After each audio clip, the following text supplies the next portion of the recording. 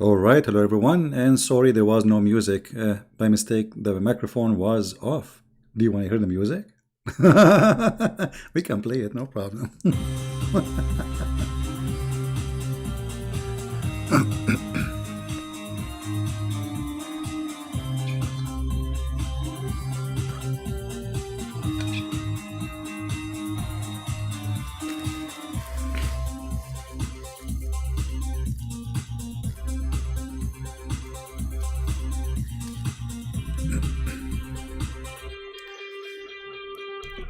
All right, with the music, without the music, Allah, He can do nothing about it, and He cannot answer us.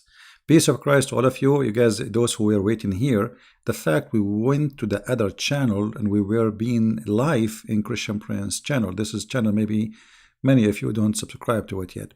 So if you go to Patreon, you will find the page there. Click at the link and you can watch the video and download it. And don't forget to subscribe to that channel, please. Who is Allah? You know, we made many videos about this, but you know, every time we talk about it, we find how silly this religion is. As an example, if we go to the internet and try to find articles made by Muhammadan, who is Allah? This is an article made by Muhammadan. Allah is an proper Arabic name for God. Okay. Muslims believe in God, worship the same one God that the Jews and the Christian worship. That's, and not only that, some of them, they went further. They will say to you, do you know that the Arab Christian, they use the word Allah too? You know, the Arab Christians, this is why they are using the word Allah, because they are under the occupation of the Muslims. This is why if you move 1 meter away from the occupation of Muslim, you will not see a Christian using the word Allah. As simple as that. And this is a false translation for the Bible. Allah is not the God of the Christians. And we cannot find the word Allah in the Bible in any language. I'm talking about the original Bible, which is the Hebrew, the Greek, and the Aramaic, or even you know, some other languages.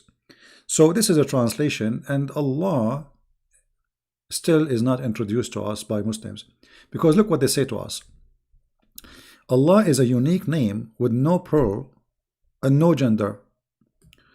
I mean, it says He, and yet no plural and no gender. So why it says in the Quran it is He? If you have no gender, why you say it is He? Why you don't just say it is Allah? In Arabic it says Huwa alladhi huwa, which is, you know, He, the same as in English you say He. There is she and there is He. Arabic is so clear, it is He, and even you see this is your translation. So if Allah is neither He or she, why you call Him He?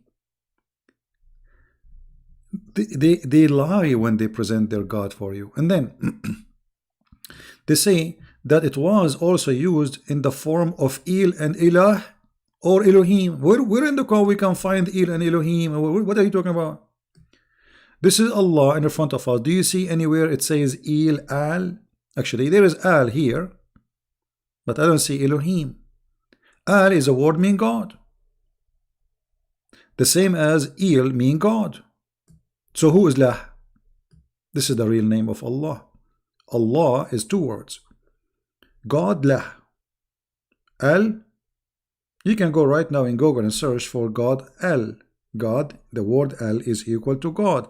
And this exists in the old Aramaic and the old Hebrew, which mean even the Hebrew, when you used to say Israel, not Israel. Mikael, not Mikael. This is the old ancient Hebrew. Then the new Hebrew became Il. So Elohim. Now the question is, they are saying to us is the same as also used as Il and Ilah. Where we can find that? Where in the Quran? Why Allah in the Quran never said Elohim? Because Elohim is a plural word.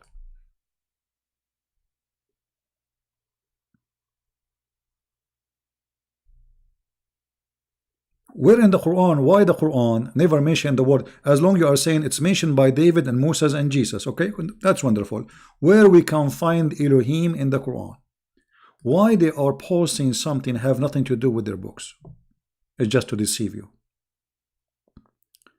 Now the question here, who is Allah, still is valid, and nobody want to answer.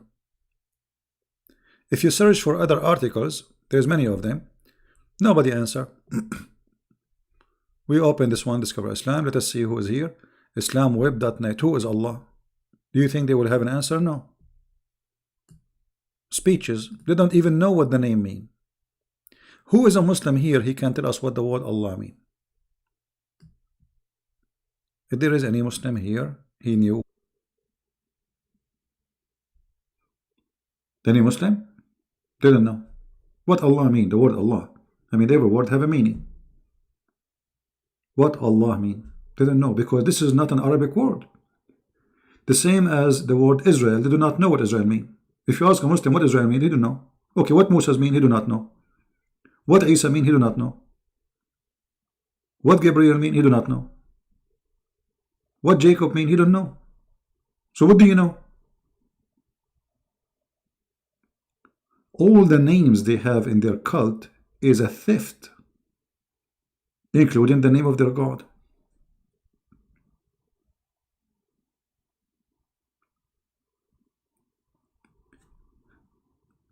You know, Muhammad, when he tried to establish a religion, he don't know what religion really he is establishing. He have no idea himself. How we can prove that? You see, all things Muslims they do today is taken from somewhere. As an example,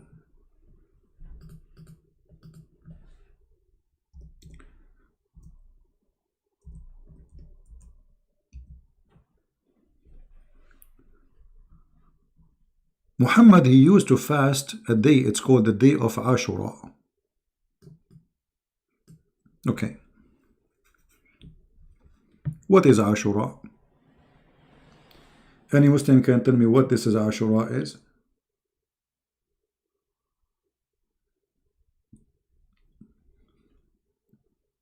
And what Ashura mean?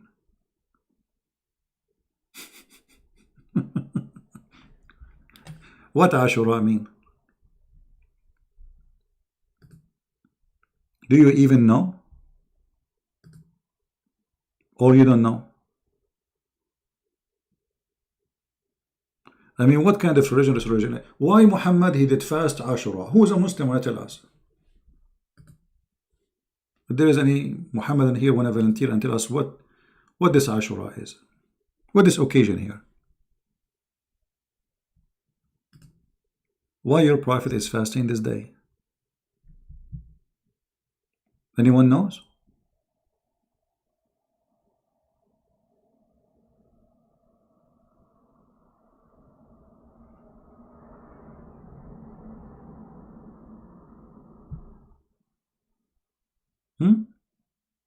They don't know. There is something wrong in okay, I don't know, my page. Let me refresh my page here. Okay, you see there is something wrong in my YouTube. For some reason it was showing me very different numbers. Look at this.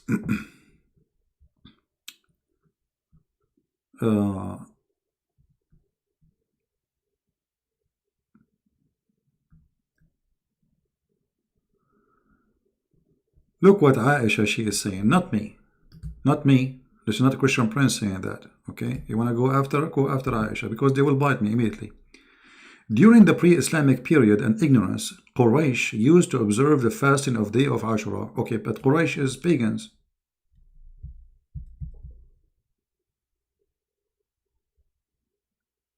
Why Muhammad is observing the day of the pagans?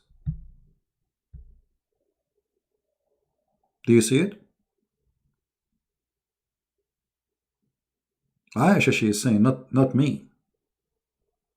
So this is a day where the pagan Arab practice for fasting. Why Muhammad he adopt that day?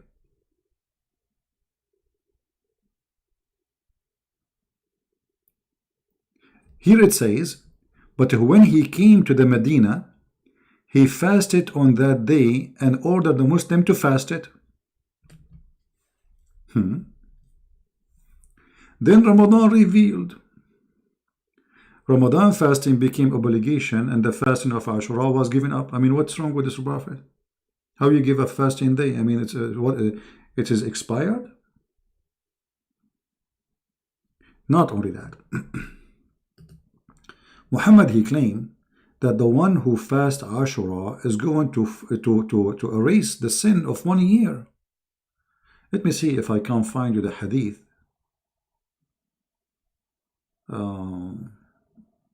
Here we go. Read carefully. And this is Sahih hadith. This is Jami' al-Tirmidhi. It says here, Sahih hadith number 752. The Prophet said, fast the day of Ashura, for indeed I anticipate that Allah will forgive the sin of the year before it. Man, this is very powerful day.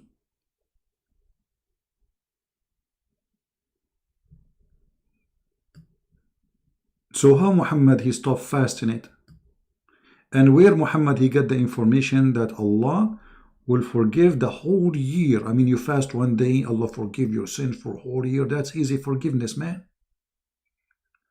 So I go and I do all kind of a crazy stuff, and then I end having Ashura, and that's it.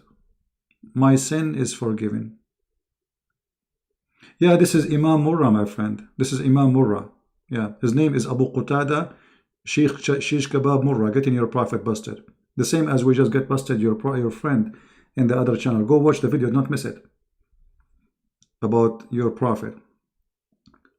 So who is this Muhammad, and what religion he is starting here? Why he is adopting fasting, claiming that this is a fasting will forgive your sin for a last year? But this is the fasting of the pagans. Different hadith says that this is the fasting of the Jews. So which one of them is lying? And if it's a fasting for the Jews, why you adopt the Jews? And how you confirm that this is a true fasting of the Jews? What if the Jews are if the Jews are lost? And even Muhammad he claimed Allah he cursed them, he made them pigs, monkeys, rats, lizards, all names, or animals. So why Muhammad adopt something the Jews are adopting? Do we have any Muslim have an answer? How fasting a day can erase a sin of a year? Where Muhammad get this from? And how this day is not important anymore?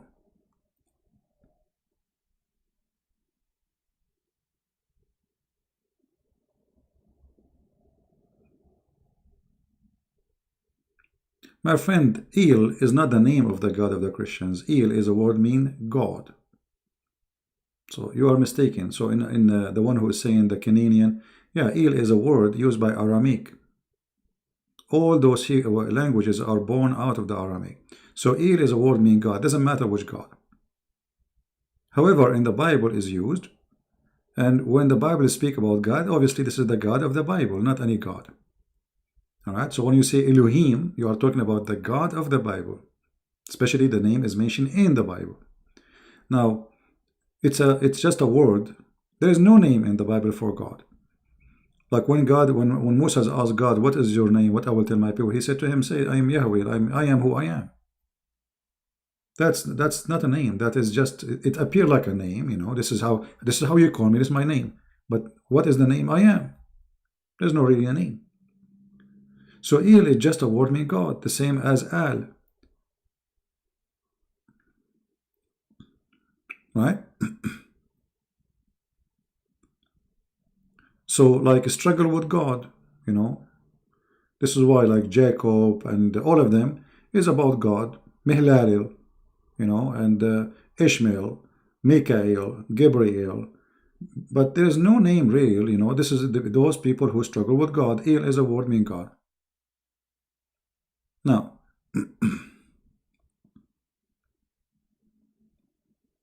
any Muslim will tell us why Muhammad is fasting Ashura and why he gave up Ashura? How a day can erase the sin of a year we can ignore? What happened? Allah changed his mind? Where Muhammad he received a verse saying fast this day? Any Muslim can tell us? They don't know. And just to show you the contradiction of this cult, where you cannot really follow the cult of Islam, because let's say you like the idea of Islam because it promises you a lot of females a powerful private part. The women bum will be 1 mile. Okay, maybe you are a sexual, dreamer.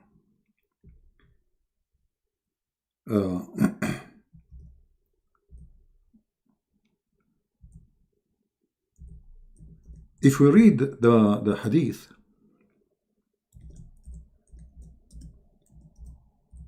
we will find tons of contradictions on those quote hadith.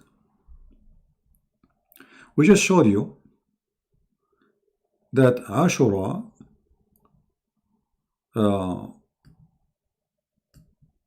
is a day where the pagan used to practice. Right? This is what Aisha, she said. If you go back a little bit here, it says that. And this is Sahih Hadith.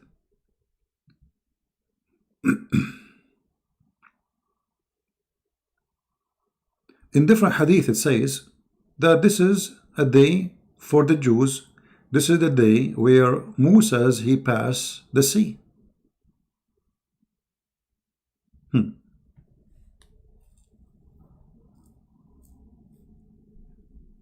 The day of forgiveness.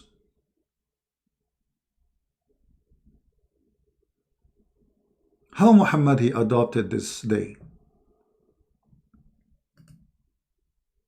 Any Muslim knows?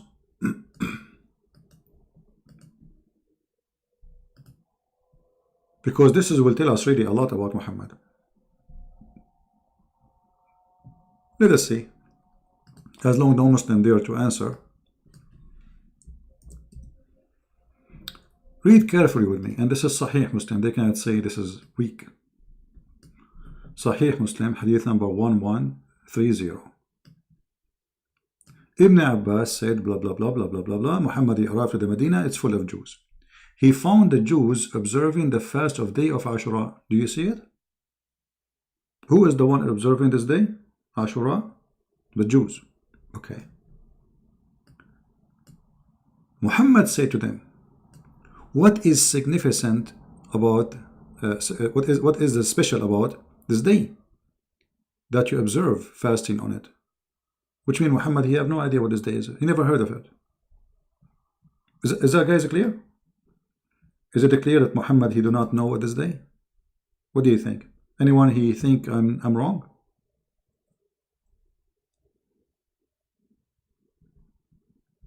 Am I heard?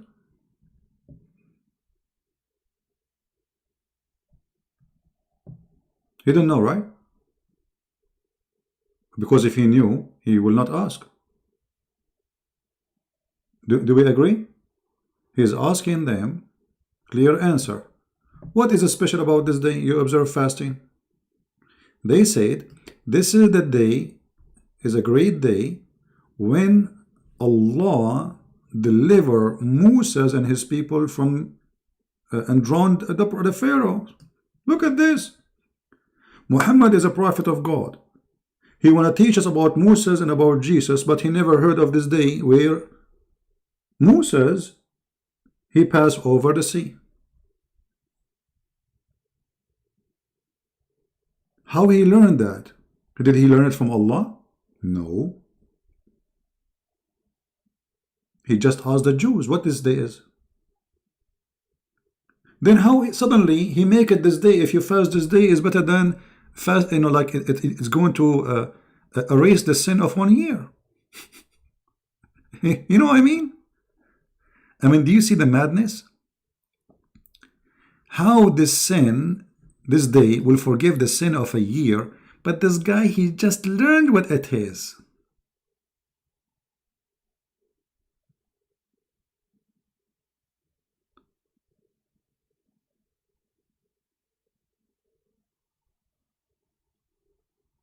Do you see how we got this funny, filthy, liar, cult leader busted? So I claim to be a prophet, yet I do not know which day is the day where Moses, he crossed the sea. I claim to be a prophet, but it's not my God who tell me what this day they are fasting. It is a Jew. I walk by the Jews, I say, what this day? They say to me, this is Ashura. This is the day where Moses he passed. This is the day where God, he, not Allah, where God, he drawn the Pharaoh. Muhammad, he never heard this before. Obviously. Isn't it obvious? Okay, look what Muhammad did. Muhammad immediately adopted the day. Read carefully. So he said to him, and he drowned the Pharaoh and his people. And Moses observed fast out of the gratitude, and we also observe it. Upon this, the messenger of Allah said, we are more right, and we are more closer connection to Moses than you have. So Allah observed the fasting. Look at this idiot. Well, what if this guy who told you that is lying to you? Isn't it the Jews are bad? The Quran says they are bad, they are liars. The most who hate the Muslims are Jews. The Jews are corrupt. I mean, this is the Quran saying that. How you take a Jew just told you something and you make it religion? Because now Muhammad, he just added something he heard from a Jew into his religion without investigation. And as you see, he have no idea what this day is. So imagine a Muslim, he called me. He said to me, I'm fasting today. I say, oh, why you are fasting? He said, Ramadan. I say, what is Ramadan? He said, Ramadan was the day where Moses, he served from Pharaoh. I said to him, oh, okay. You know what? We are more close to Moses than you. I will fast this day. What is this garbage is? But Muhammad, he is trying to establish a religion. He don't know what to do. They fast, he need to fast too. His people need to fast. So he need to give them something. Hey guys, we have the day to fast. And then he come with the idea that if you fast this day, Allah will forgive your sin for the whole past year, which is stupid. And it doesn't make sense.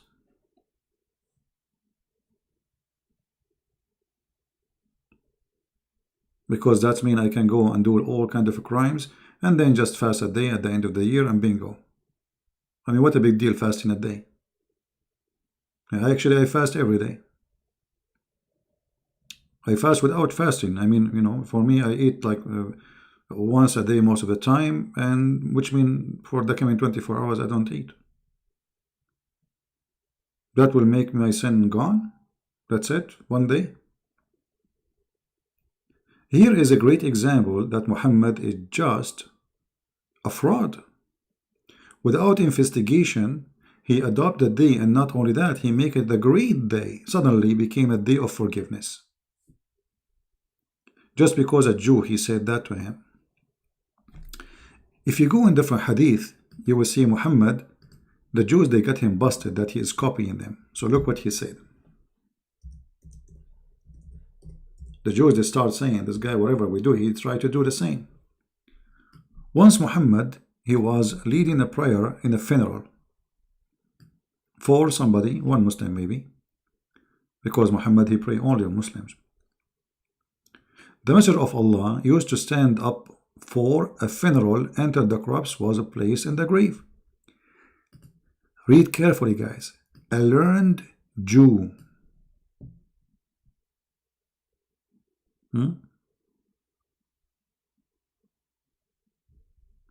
A learned Jew. Actually here, it doesn't say even a learned Jew. It says Hibrun or Habron. Habron, what does that mean, Habr? He is like a big scholar of the Jew. Like Hacham, you know? Not just a rabbi. Like a bishop. So, a bishop of the Jews, if we can say the word, he walked by and he said to Muhammad, this is how we do it. What? This is how we do it. The Prophet immediately, he said, sit down, sit down, sit down, sit down, act differently. Like, what the heck?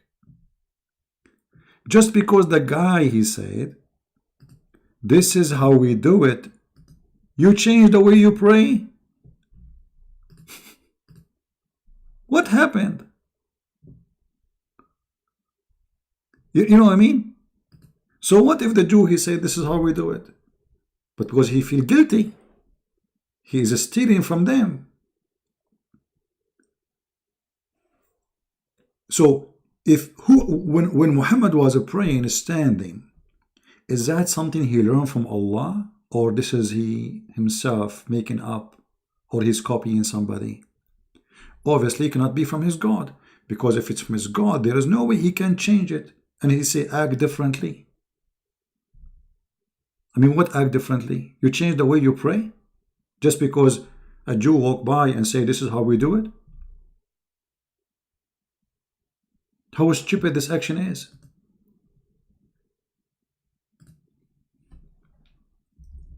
Here you notice clearly the fraud of this Muhammad.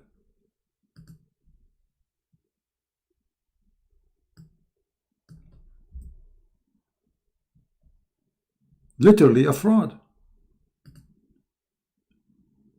How you change the prayer? I mean, are you authorized even to change the prayer? Isn't it this is from God? You are just a prophet. Who are you? A prophet of God, he cannot really change the prayer. You know, he have to confirm.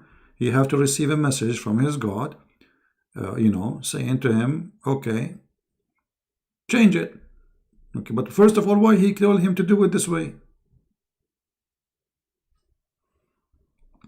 Actually, there's a music fit with this hadith, but I cannot find it. Let me see.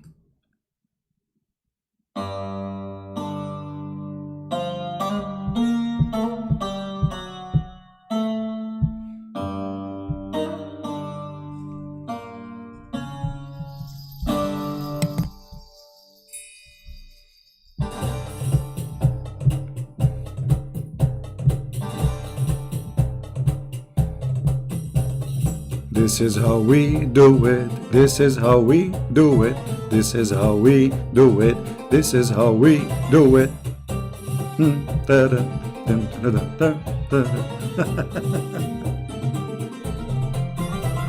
Sit down, sit down, sit down, sit down. Act differently, act differently. Actually, this is not the music I want, but this is a there's a song I cannot find. It fit perfectly with this stupid hadith. Sit down, act perfectly. I mean, who in the world want to believe that this is a prophet of God?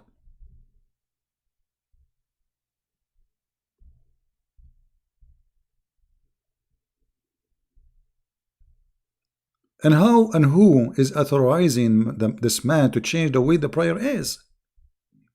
Obviously, the way of the prayer is not from God, and he can change it as he wish. And as you see here, he is changing it just because a man, he said, this is how we do it. Let me see if this song is the one. No, not this one. I'm trying to find the one which is really good with this song, with this hadith. Man. Not this one too. We miss it.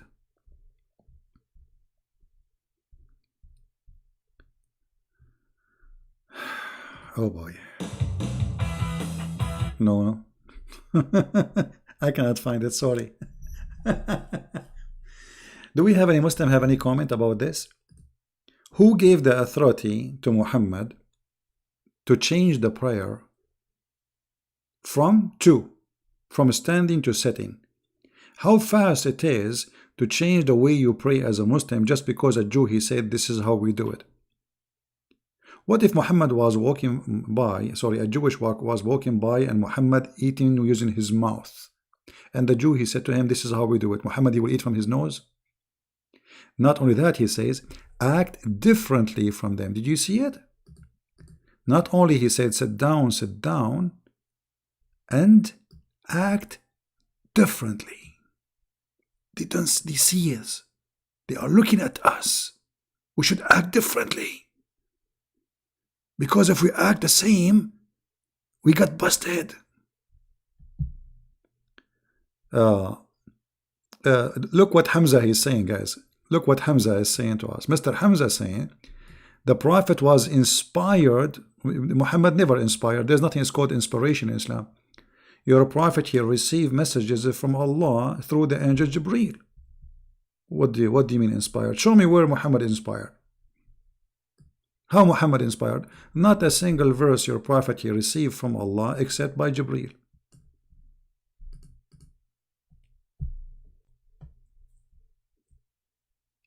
Right?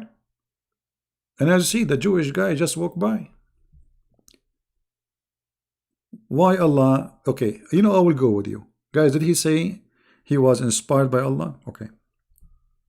That means Muhammad was not inspired by Allah when he was praying standing. He was inspired by the devil, because this is the wrong way. Right? If Allah is the one who told him, sit down, act differently, then who is the one who said to him, stand up, and pray this way? The devil?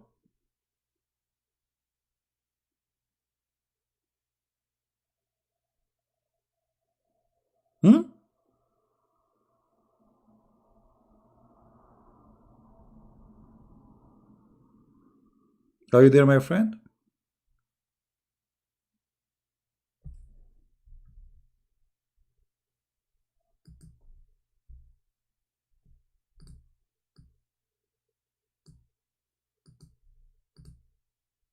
What happened to Hamza?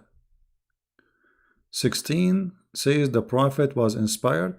That will be funny, because that's mean the whole Quran is a shish kebab. Because if the Quran is saying Muhammad was inspired, and that's mean there is no Jibreel.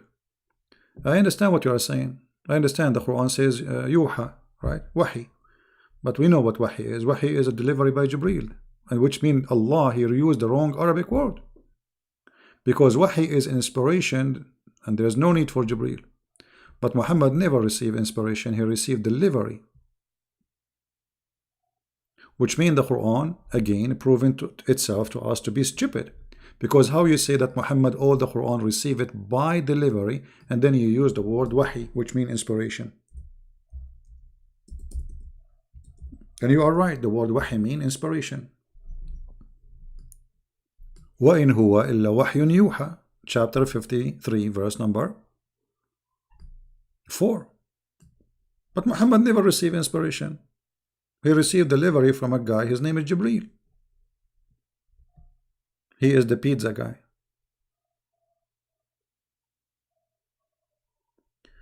Muslim, they say Muhammad and Moses are alike. I will tell you why. I will give you an example. Muhammad, he have a great testicles and a penis. Okay? Muhammad, he have a great testicles. We just showed you the hadith, if you remember. I don't know how many of you watched the video, by the way. I just made a video 15 minutes ago. You can go to Patreon and click at the link, and you can see it. If you remember that there is a hadith where the Jews accuse Moses that he have a problem with his penis and his testicles.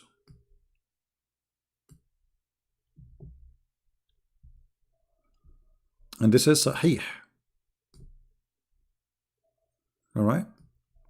So according to Muhammad, this is Muhammad's story, Moses was afraid to expose his private part. This guy is like Christian Prince, he don't want to expose his private part. Coward me. Moses, you don't want to expose your private part? Like, is it supposed that prophet of God expose their private part? Go between the people? They will quote for you from the Old Testament, there is a prophet who was naked in the desert. He's in the desert, there's nobody there. But this is a man, he lived between his people, he's a leader. Why he need to expose his private part? Because he had been suffering from scortal hernia. What? So one day he took a bath in the water, and he placed his garment upon a stone. Who's telling the story? This is coming from Muhammad. You know? The Muslim, they will say, Sabi, It doesn't say Muhammad CP. It says Abu Hurairah CP. Okay, Abu Hurairah, he got it from where?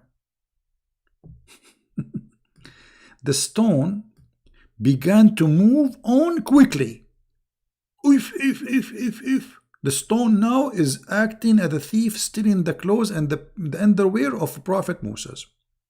Then he followed it, and he struck it with the help of a stone, saying, "Oh stone, oh my garment, oh my wallet, oh my cell phone." See what? Don't ever let your clothing or wallet or in a rock next to the beach. So he chased the stone, and he was screaming, saying, "Oh stone, oh my wallet, oh my garment." And then until he stopped near a big gathering of the children of Israel. And this is how they saw that his balls and his penis are very healthy. Actually, in different hadith it says this. Look at this.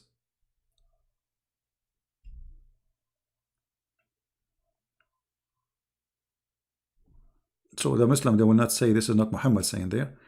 Narrated from Muhammad and Messenger of Allah. He is the one saying the story, as you see. So he keep running after the stone. My clothes, stone, oh stone, my clothes. He's running now after the stone is naked. So Allah, he made the stone stealing his clothes. So every single person in Israel, including women and children in the street, because he's in the street, will see Moses' private part. Then, and Banu Israel, the children of Israel, they had a chance to see his penis. Moses' penis like was wee.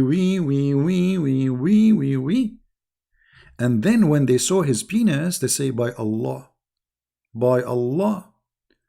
Moses does not suffer from any element. True story. You know what? Imagine if we Christians believe in this story, what the Muslim would do to us. Imagine if a Christian prince, he come to you one day and he told you, I put my clothes in a stone next to the beach, and then I was in Miami, and you know, I want to take a shower. I took a secluded place because I don't want anyone to see my private part. And then Allah, he made the stone run with my clothes, and then I chased the stone until I arrived to the downtown of Miami, or Miami Beach Boulevard. And then all people in Miami Beach, they start saying, wow, look at this, man. His is so good, man. Actually, they were saying, this is so good to be true.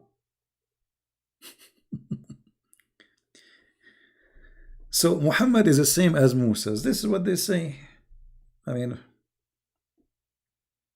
madness. Yeah. Now we go back to our topic. Obviously, Muhammad, he don't have a religion. He don't have God. You see, the God Allah is the God of the pagan Arab in Mecca. He's not like a different God. So ask yourself, why Muslims, they say that the Arab were pagan, yet they worship Allah?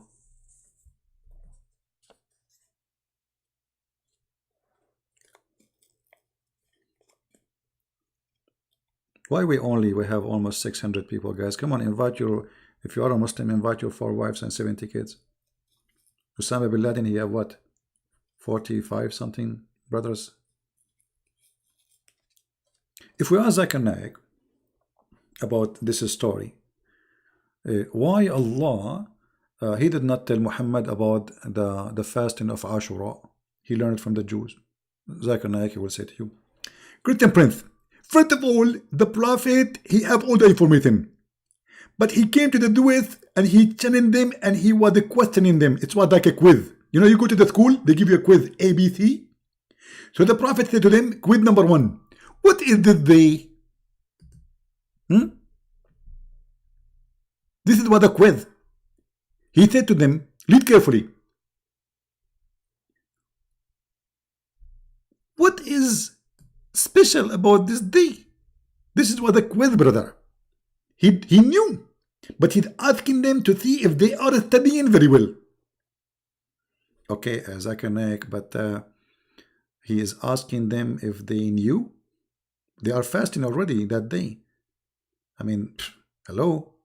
Exactly. And you are stupid. They are fasting that day, but maybe they do not know why they are fasting. So they are driving, but they do not know what they are driving. Okay. That makes a lot of sense, Dr. Zakir Naik. And on top of that, the Prophet, he said to them, what is significant about that day? Which means he knew it is significant. If. I never, you know what, Zakir Naik, I never thought about this before. He knew already that it's significant at that day. Exactly. Do you see it said, he said to them what is significant? That means he knew it's significant. That is top intelligence. And tell us more. And if you read with me, it said, in this day, Moses, he overcome the Pharaoh, and Pharaoh was a drone. So it was a drone day. It was a drone day. Is that the drone like you go with this little tiny thing with remote control? And Christian Prince, I told you 1,000,000 times, you are stupid. Drone, read English. You don't speak English, you don't speak Arabic, and you are going to debate me. Okay, sorry, I thought I was saying a drone. I mean, there is an airplane these days, they use it. This is not, you're stupid. You don't speak Arabic. Okay, so now Prophet Muhammad, sorry, he was examining the knowledge of the Jews. But why he did not observe that day before he made this quiz? I will tell you. Because the Prophet, he was going to confirm that this is the day, and he was not sure. So he is not sure about the date, but not about the incident. Your Prophet, he knew about it, but he did not know what the date. I never thought about this. So how he can confirm the date? I mean, is a Jew. Don't the Jews, they lie according to Islam? Exactly. And the Jews are big fat liars. So how the Prophet, he accept a Jew statement to choose the day? Maybe this is the wrong day. Christian Prince, first of all, the Prophet, he was asking a good Jew, not a bad Jew. Okay, how you know he is a good Jew? He just went in the city and he saw the people, they are fasting. How he learned that this is a good Jew? I will tell you. A good Jew, when he is answering, he takes his head. As an example, I'm from India, and I'm talking to you now. And look at me. Do you see how truthful I am? Okay. So if he shake his head, that means he's truthful. If he don't shake his head, that means he is a liar. Exactly. And the Prophet was observing that. And actually, if you read in the text, it says, Moses observed fast. And the Prophet was observing what Moses observed. Oh boy. That's a lot of observation here. So just he walked by, and a Jewish guy, he said to him, this is the day where Moses was fasting and we fasted. As simple as that. Huh? So if Muhammad walked by and Christian Prince, he was there, and Christian Prince, he was a Jew. And Christian Prince, he was drinking Black Label. And the Prophet, he said to him, why you drink Black Label? Christian Prince, he said to him, because Moses in this day, he drink a Black Label. Moses observe it. Muhammad, he will just observe it blindly? Shouldn't he investigate such a day? And how in the world Muhammad, he come with an idea that this day will forgive your sin for a year, the past year? Obviously, this person is a fraud. He just copying people around him trying to establish a religion. The same, he copied the word Allah from the Arab before him. If you go in the Hadith, you will see this.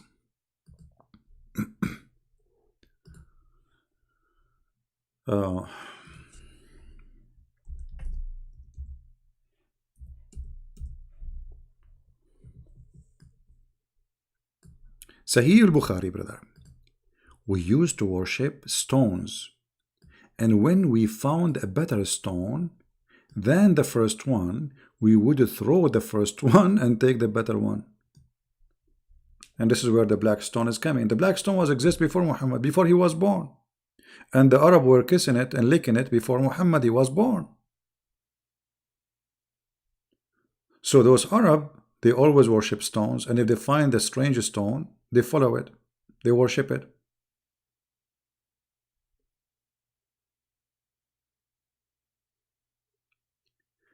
If you remember, once I have a chat with a Muslim website, I think it's called Convert to Islam something. If you remember, I posted on YouTube. I asked them, I have a question please about the Prophet. Why he kissed the black stone? The guy in the chat, he said to me, because it's holy. And I said, and why it's holy? He started thinking, and then he gave me the answer. He said, because the Prophet kissed it. Have you ever heard of a stupidity more than this? What? Why the Prophet kissed the black stone? Because it's holy. This is the answer. Okay, why it's holy? Because he kissed it. Didn't know. Didn't know why he kissed it. He kissed it, we kiss it.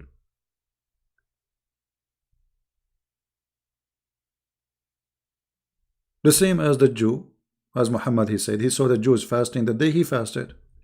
He saw the Arab kissing the stone, he kissed it.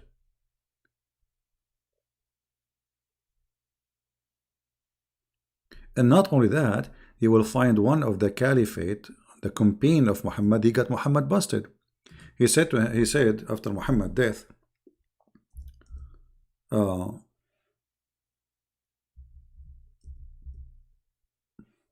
he said, this is Omar saying that, and this is Sahih Hadith, I know that they are useless stone.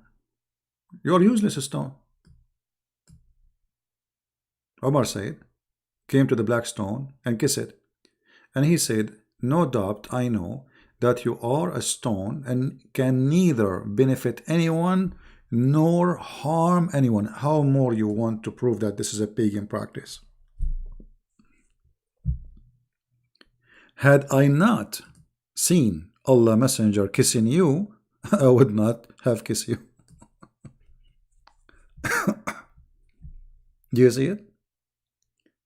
But look, Muhammad, he said that the black stone is going to come in the judgment day, is going to have eyes.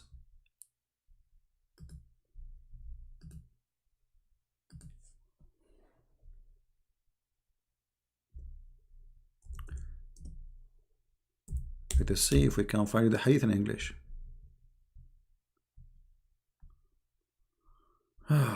Lord have mercy.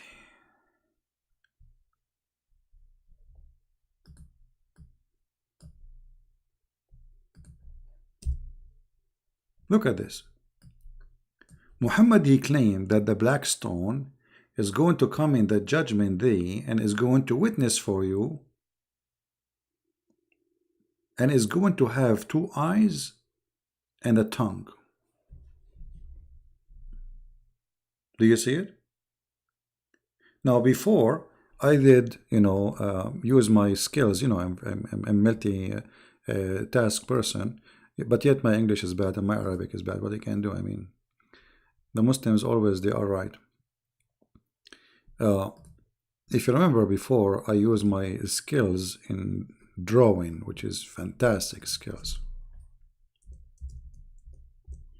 just to bring the black stone to life. We need to bring the black stone to life.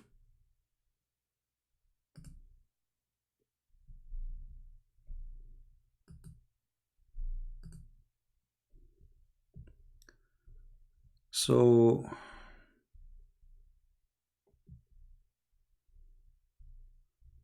let us bring it to life. I'm just looking for an image.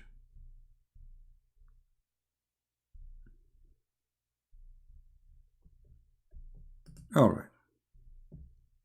Oh, this one is small. We want something bigger. We want something big and beautiful. All right.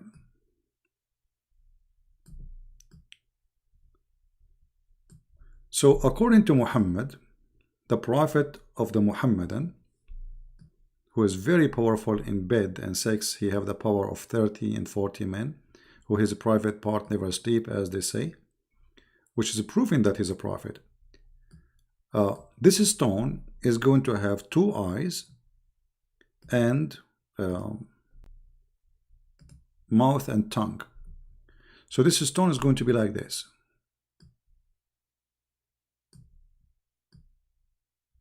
You see, Muslims, be my witness. I'm trying to make their eye is so the eye of the black stone sexy, and you know, look. And not only that, I'm going to add lashes. Here we go, just to make you happy.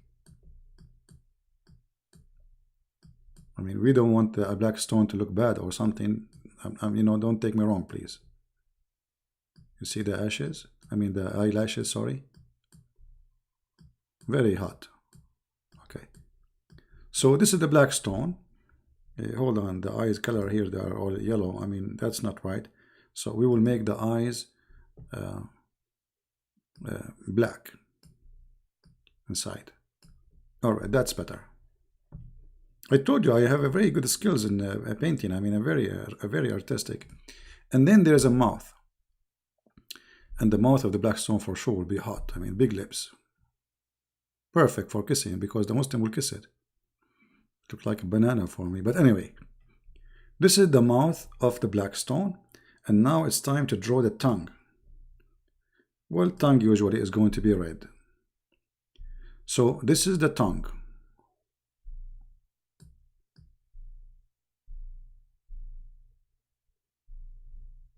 Of the black stone. Very hot and very beautiful. And I mean, there is no way, if you see the black stone after this, you will not feel like you want to kiss it and lick it.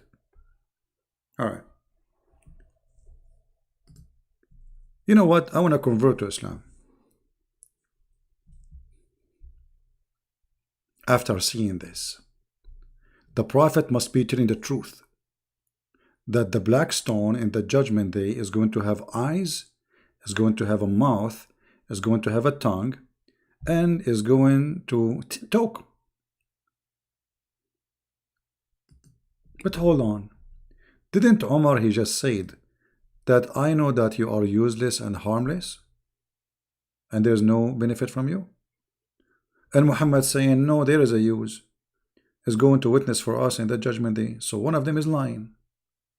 Which one of them? And by the way, this picture is not for sale.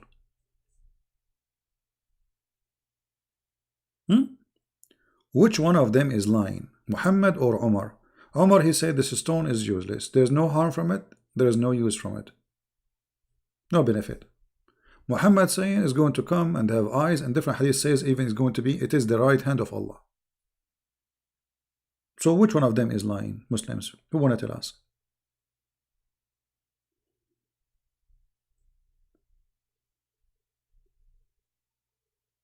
Okay, I'm going to make a drawing, and the winner, he will get this picture. Okay. What a crazy cult. And the funny, they call us pagans. The funny that Muhammad didn't, they call everybody pagan. They call Christian pagan, Jewish pagans, Hindus pagans. I mean, they call everybody pagan, and they are not pagans. Yet they are kissing stones, and they believe that those stones are holy. And not only that, let me take a selfie. You know, I want to make a print of this picture in case, like the museum, they contact me or something, you know, or any art gallery. Go, like smile, Blackstone. We will come back to you later, okay? Take care. Now, listen to this. The black stone, there is no stone in the black stone. Do you know that the black stone does not exist no more? There is a small, tiny stones inside. Let me show you. Look at this picture. Do you see those stones? There's no stones. The rest is the black. There is wax. This is wax. There is 7 or 8 little tiny rocks in the size of your finger, and they place them inside that wax, and the Muslims are kissing them. You believe it? Look with me. This is a stone. It's a rock. We cannot say a stone. I mean, you know, this is one here. This is one here. I think this is one here. There is, I think there is 7 or 8. I forgot really. Where is this? Where is the black stone? So if this is a stone is going to witness for, this is the stone of Allah. Why you need to do maintenance to it? Can't Allah preserve it? Allah, He sent it to you. 8 rocks. I forgot to count them before, but I forgot how many. Because the stone of my grandfather have 11 rocks, you know, different stone, because it's from different village. Muhammad is from different village. They have 7 or 8 stones. What is this? Let me show you how they do maintenance to it. There is videos you can watch. I wish I can show you the YouTube videos, but you know there is copyright over them. Let us see. I will look for maintenance.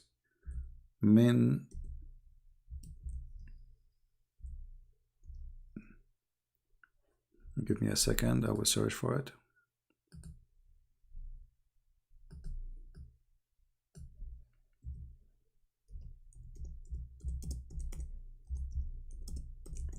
And this is additional proof that Muhammad is a fraud. Here we go. We found them. Do you see how they are burning the wax? Do you see how the smoke coming? This is the black stone, and they are adding wax because when people touch it, the wax will come out. So they have to keep adding wax in order to keep those. Look at this here is more clear. Do you see the stone? Do you see how the real color of the wax is? The stones are black. The wax is kind of dirty brown. Do you see it? This is wax. There's no stone.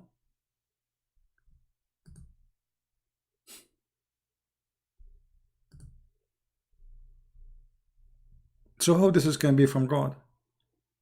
Just want to show you one thing will bring the end of Muhammad and his cult.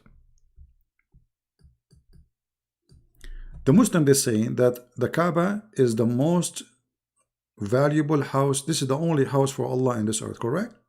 Okay.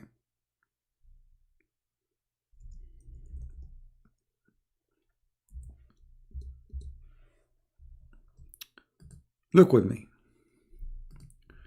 The house of Allah is flooded by the sewage. In Mecca and Medina, there is no sewage. Always through history, there is no sewage. They have a septic hole, you know. I mean, there is a hole beside the house where all your dirt and poop go there. And actually, this is the case for most of Saudi Arabia. So when the rain comes, it's going to take whatever there, whatever in the houses. All the poop will come out, the rain, the dirt, the mud. All of it goes and cover the Kaaba. Look at this. Okay, question. The Muslim, they say that the house of Allah location is chosen by Allah.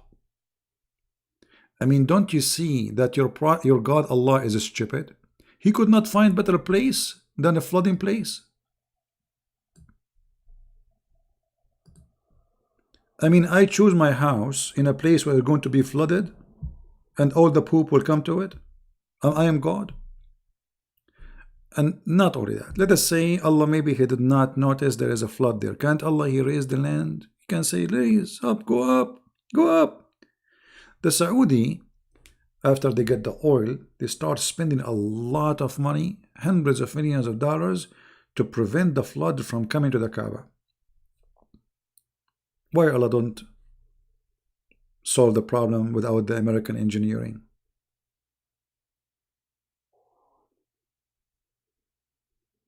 When you think it's going to happen, it's happening always. You see the flood of the Kaaba, it used to happen every year, but maybe now, I don't know, there's no pictures of the Kaaba, but as you see, there's tons of pictures, you know. This is not very old. I mean, this one is not very old. So it was happening all the time, because you can tell the age of the thing. You see, when you see those, the building, those are new. You see the building around the Kaaba? The old Kaaba was totally different, you know. Like this is an old picture from the old Kaaba. You can tell the difference. Let us see this one here. Let me look for the old Kaaba. Hold on.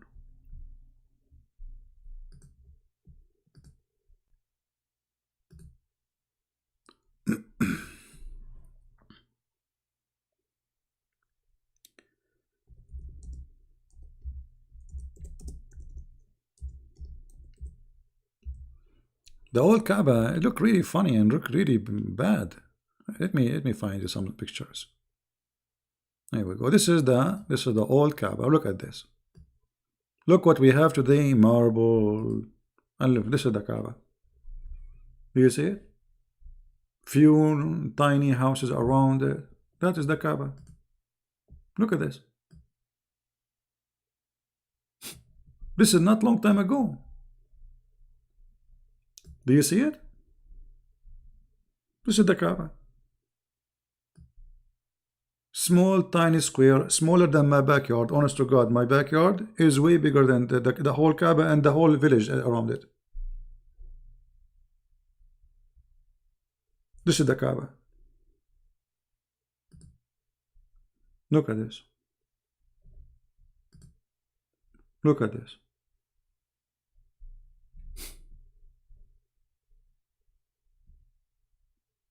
And then the money come. And then they start building. You know, the oil. Otherwise, the Kaaba was was ignored by the Muslims. I mean, why the Kaaba was looking like this all this time? Because this is an image taken by a camera. You know what I mean? So, like, I don't know when the cameras start to be existed, but it's taken by a camera. So you can imagine how old it is. So until the camera come, this is how the Kaaba look like. While the Caliphate, when they occupy Spain, they have the most fancy palaces, fountains, marble. You know, the Caliphate in Damascus, they have the most fancy palaces. The fancy in Baghdad, they have the Alibaba and the 40 thief palace. I mean, and look at the Kaaba.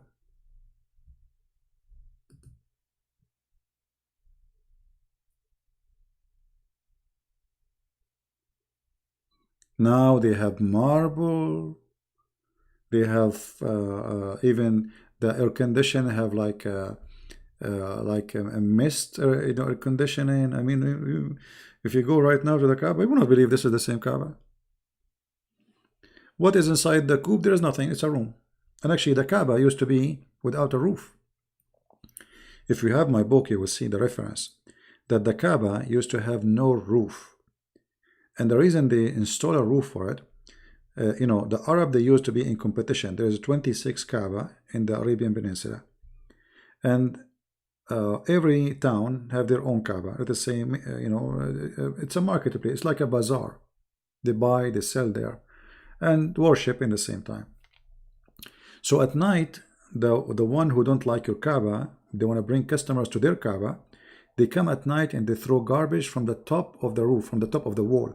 This is why they keep making the wall higher and higher and higher, and then at the end they decide to install a roof.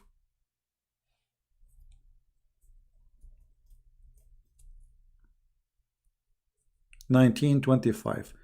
George is saying that this picture is taken 1925. I don't know where he get this from, but maybe this is the correct number. So 1925, this is not long time ago.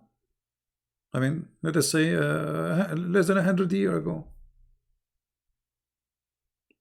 Where is the money of the Muslims? Why the Muslims were building palaces everywhere, their kings, the caliphate, and the Kaaba was like this?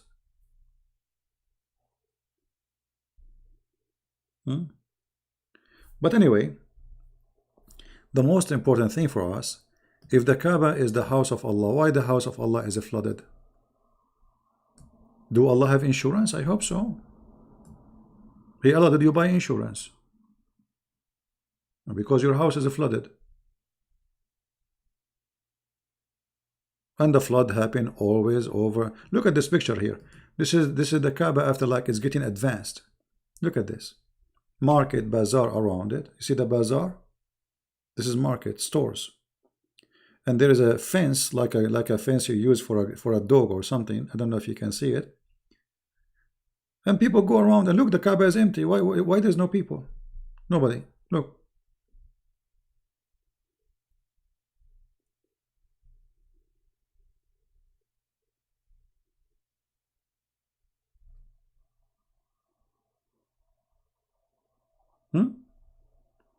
All those, they come, they bring to us conclusion that this is a fake religion. Why Muhammad even he adopt this Kaaba? This Kaaba was the Kaaba of the pagan, and suddenly Muhammad he claimed that this is built by Abraham. And by the way, even Muhammad himself and the Muslims, they don't agree it's built by Abraham. They agree that Abraham he rebuilt it. They claim that the first one who built it was Adam. Who remember where Adam is coming from? Anyone remember?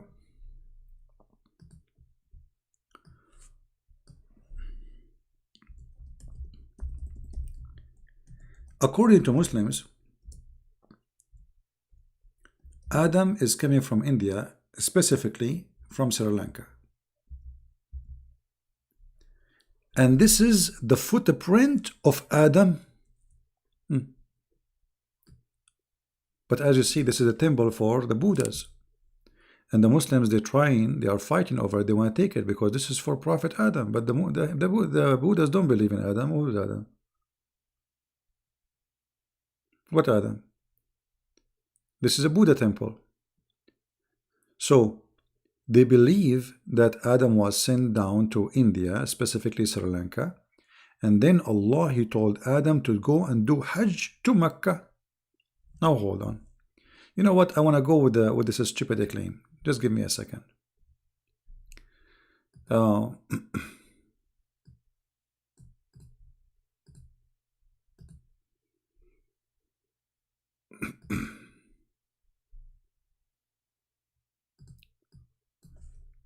want to go to Sri Lanka.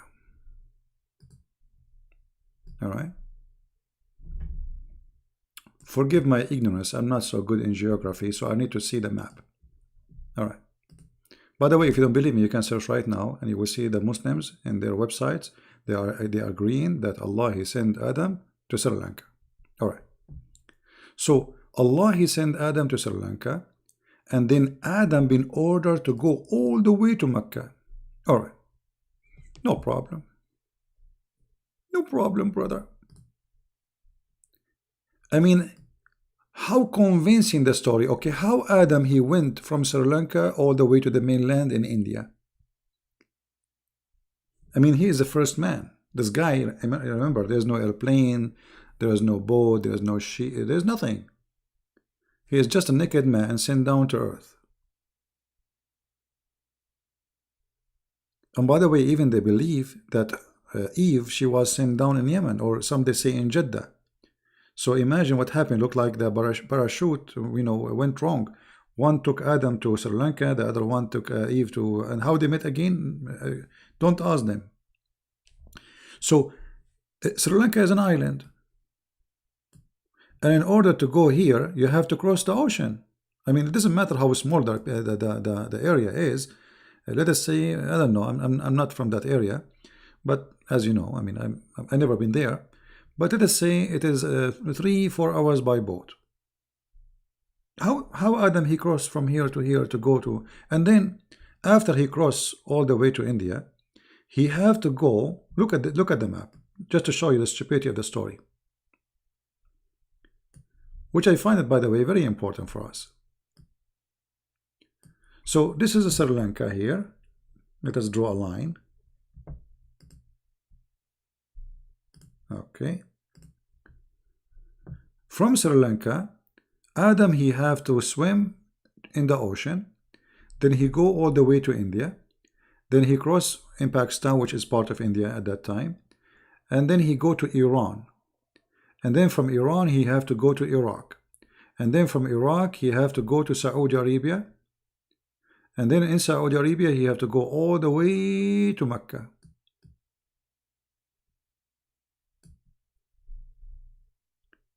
And according to them, Adam, he did that 40 times during his lifetime, which means Adam, he go backward, forward. He go back to Sri Lanka. His house is in Sri Lanka. He's a Sri Lanka. And here, by the way, you notice the roots of the Hindu religion. Because why in the world, from all religions, all locations, the Muslim, they choose Sri Lanka to be where their father is coming from? Are you getting what I'm saying? What made them think that the first man, he is an Indian? Because that make him an Indian.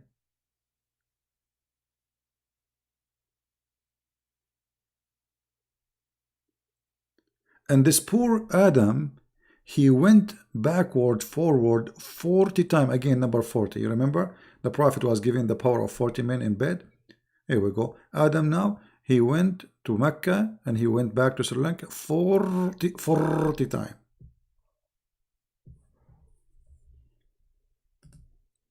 Here, we go back to the black stone. Do the Hindu have a stone which they believe have to do with their God? Anyone remember? What stone is that? Which is black, and it's a sexual part. What they call that stone? Who is here from India? He can help us. What the stone which the Hindu, they have in their temple, which is a sexual stone?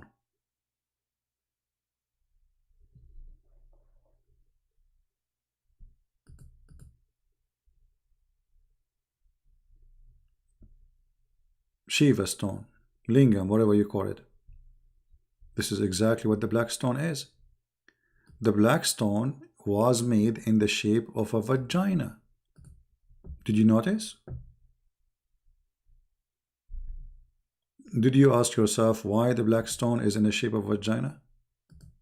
I mean, what this shape for? Where this shape is coming from? Why it's like this? I mean, even now, there's a small tiny rocks inside it, but yet they have, the frame is in the shape of a vagina.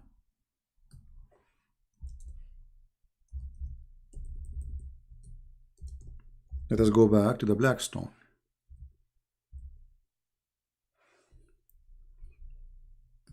This is the black stone, as you see. Look at the shape. What is the shape is about? Why it's like that? I mean, what is this?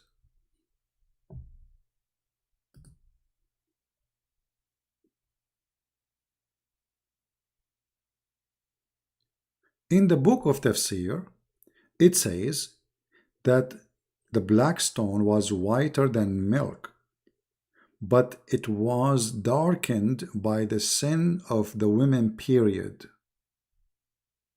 Who is a Muslim here? He want to challenge me to prove that this is what it says in your books. Any Muhammadan? The women, period. Why? Because this is the fertility stone, sexual stone. So women who they are not having babies, they go and simply they touch the black stone after touching their private part when they have their period. They don't want to have period no more, because period means you are not having a baby. So in order to have a baby, you have to go to the god of fertility. And this god, he have a stone in the shape of a vagina. The women, they place their hand in the front, inside it, after they touch their private part. And the men, after that, they come and they insert their private part inside the black stone. So the women, one day, they will get a baby. If you go actually in the hadith, you will see, it says,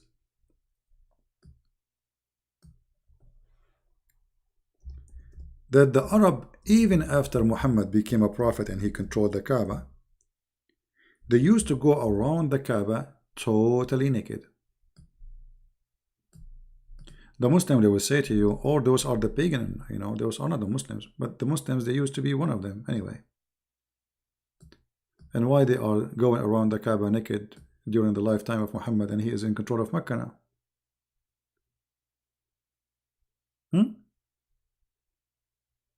What was the practice where people go naked? Read it. I'm not saying that. This is Sahih Muslim, and this is Sahih al-Bukhari.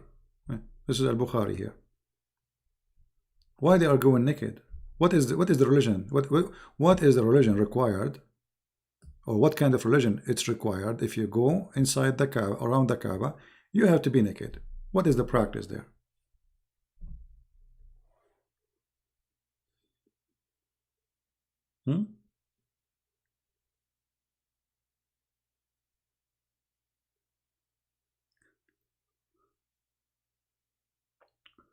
So here you see that Allah, as a God, He is a stolen name from God, who Muslim today they are trying to deny, which is the moon god.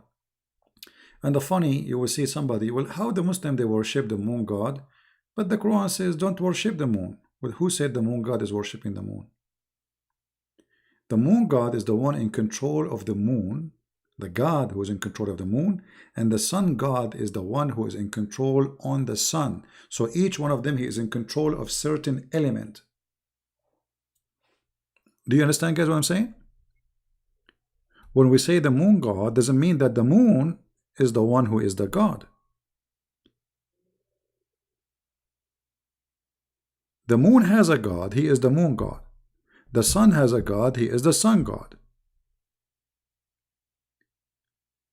The reason the Arab, they worship the moon god, because they hate the sun. The sun killed their animals, make them thirsty, extreme heat. They are living in the extreme hot desert.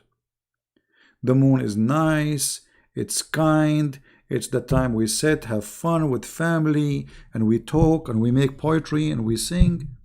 It doesn't harm us. So there was a competition between the sun god and the moon god. Those who worship the sun god are those who live in, like a cold area, which makes sense, because simply they need sun, it's cold. And those who live in a very warm, hot area, they worship the moon god. However, the religion, they were in competition between which one to worship, the sun god, the moon god, which means you might find somebody who live in a cold area and he is worshiping the moon god, and vice versa. And the number of those who worship this god or that god, it changed by time. So sometimes the majority became the moon god worshipper, and sometimes the sun god worshippers.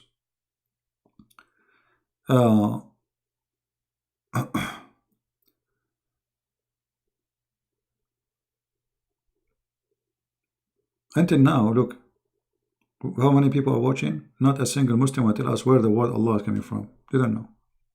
They try to insert it by ilah, the word ilah. Ilah does not mean, it's not a name. God, God, this is God, the God. Where is Allah? If you search right now for the word lah in Google, you will find that lah is the moon god. It is simply the moon god.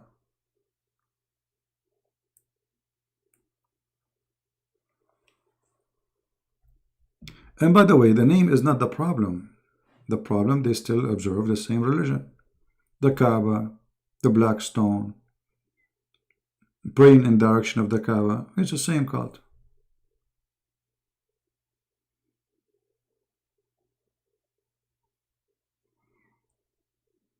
Do we have any Muslim want to say anything? Hey guys, did you watch the video which we made just an hour ago before we start? Don't forget to watch it, please, because Muslim, they made a review of my book, Sex and Allah, and they are exposing me. And I'm proud of it. I'm proud of their review, actually. Don't forget to go watch it. It's in the Christian Prince page.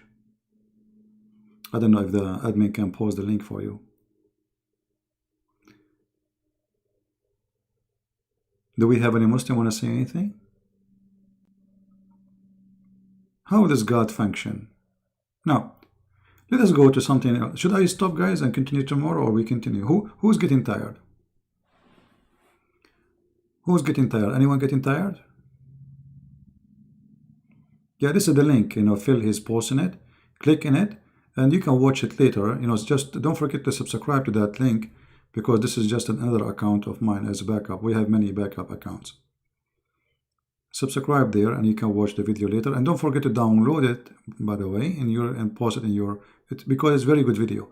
The Muslims are my helpers always. They try to fight me, but they are my help. Watch it and die laughing. Nobody is tired? You are not tired, but you talk a lot. All this time you are talking, you are not tired? Unbelievable. I thought you are tired.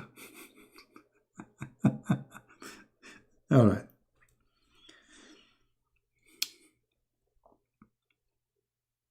Do we have any Muslim want to say anything before we continue?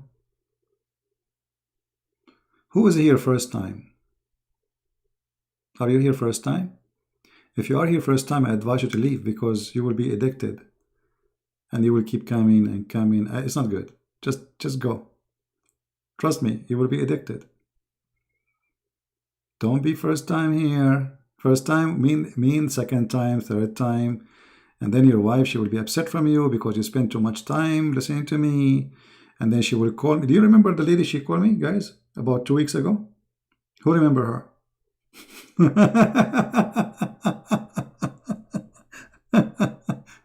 She was upset because her brother, he don't switch the channel all the day. He's listening to me, and she's asking me, please, please. So I'm just warning you. All right. So, if we try to understand who is Allah, forget about the name. What about the nature of Allah? When you debate Muslims, if you watch what it's called debate between brother David Wood, which really I admire very much, because this gentleman, he is doing his best to reach out to people, to explain to them what the cult of Islam is. In his debate with a guy, his name is Mimi Hijab, when David Wood, he said to him, Allah has parts. What Mimi Hijab, he said to him? Who said so? So Muslims, when you speak to them, you cannot learn about Islam from a Muslim. They deny in a second. Anything will be embarrassing. Anything is embarrassing to their cult, immediately they deny it. Which means when we debate Muslims, we are not really debating. It's like cornering you. It's not a debate. It is you and me playing like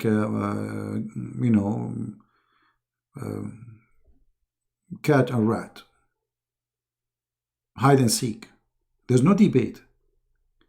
A Muslim will never give you a truthful answer unless he is from ISIS.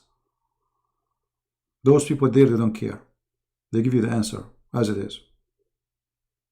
Yes, Islam says this. But those who they are living in the West, they are ashamed of their cult, and they are allowed to lie. Let me show you something here, because many people, they are unaware. Like, you think that when you are talking to a Muslim, he will tell you what Islam is about. I mean, if a person, he is religious, he have a beard, obviously he's religious, right? I mean, come on, he will not lie. No, those Muslims, they are allowed officially to lie. Actually, they lie to each other. This is a business. This is the business they do always. Muhammad, he said that Allah, he gave a license for lying in 3 cases.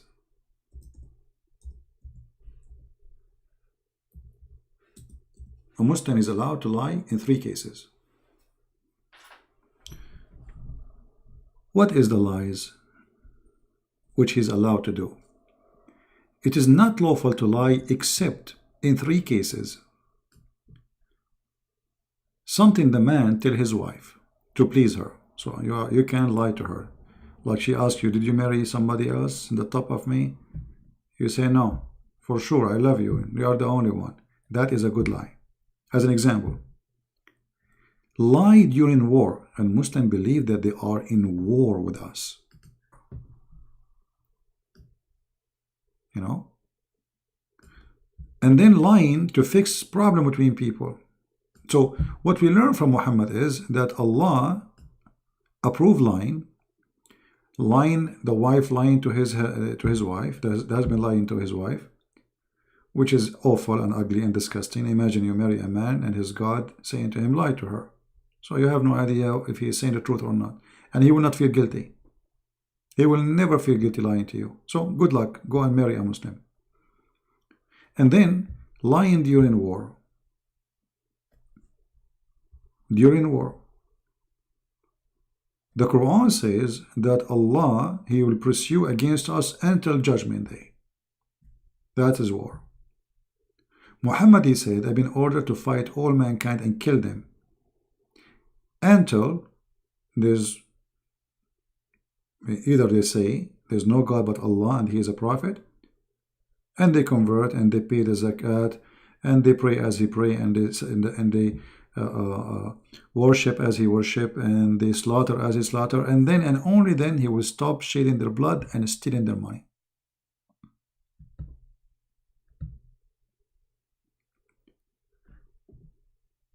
If you go in the Quran, let me show you this, because maybe this is not enough.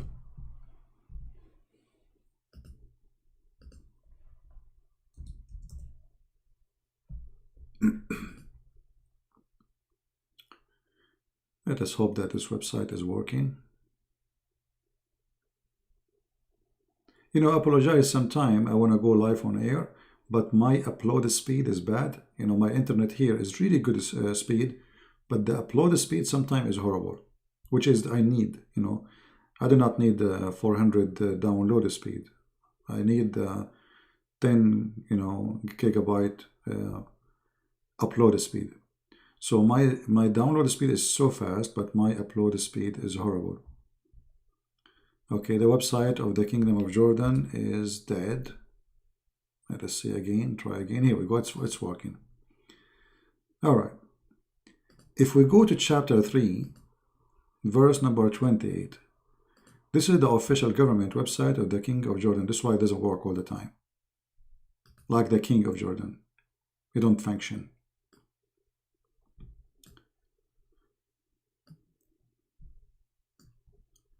In chapter 3, verse number 28, this is called the chapter of Taqiyya. A Muslim is allowed to practice Taqiyya. And what is Taqiyya? Read carefully with me. This is not my interpretation. This is the cousin of Muhammad giving interpretation. A Muslim, he is not allowed to take non-Muslims as a friends. And the Quran and the Muslim call us the hypocrite. We are the hypocrites. Or the Jews or Christians as a friends. So as become mighty and honorable, so a Muslim, he cannot respect really. So when a Muslim, he says, I respect you, he's just playing taqiyya. You know, lie. He's lying. He can say it, but he don't mean it. In a preference to the believer, the one who is sincere. Sincere about what? Sincere about, accepting you with honor, respecting you, or taking you as a friend. So the one who is sincere doing that, seeking might and honor by taking the hypocrites and disbelievers as a friend, he has no connection with Allah. So if a Muslim, he says to you, I respect you, I honor you, and he mean it from his heart, he is no Muslim. That's it, he's out of Islam. It's okay if he say it, but he don't mean it, just to deceive you. All right? So he has no honor, read carefully, he has no honor, mercy, which means Muslim can kill him because now he is apostate, or protection. No mercy, no protection, no honor. So Muslim, they will humiliate him, kill him, rape his wife, because he is taking the Christians and the Jews as a friends. And then says, taking it a less, but yet, guard yourself against them. So Okay, well, I live in America, and you know, they ask me, do you support Mujahideen or you support America? Do you, if a war happen, which side you will take? ISIS or USA? Prophet Muhammad or America? What I will say? I have to guard myself. I say, sure, USA. Save yourself from them. Taken as it were security, as, but it's not really about security. Saving yourself from them by speaking in a friendly way toward them while your heart is like this. Have you ever saw an evil cult more than this? So a Muslim, he will say to you, we are friends, I respect you, I really respect Christians, I really appreciate I have many Christian friends, but a Muslim, he cannot take Christian friends. Because if he take Christian friends, he is out of Islam. And we can show that in the Quran in many places. Even he cannot even take his own family as a friends.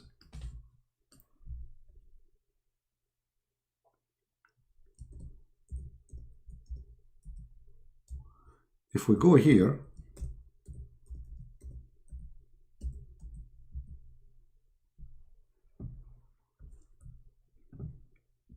this is chapter 3 verse number 28. And if you go down a little bit, you will find chapter 5. This is many places, all those verses, by the way. It says you cannot take Christians, Jews, you know, as a friends. As simple as that. But if you go here, there's a verse speaking specifically about us as a Christians. Read carefully. This is the Muslim translation, not mine. Because the Muslim, they will say, is lying. You know that. O who you believe, take not the Jews and the Christians for your friends and or protectors. Okay, so they cannot take you as a friend. So if a Muslim saying to you, I'm your friend, you will be naive to believe. Because he's not allowed. And look, not only that, it says, and he amongst you who turn to them in a friendship, he is of them, which means he is not a Muslim no more. So if he really mean it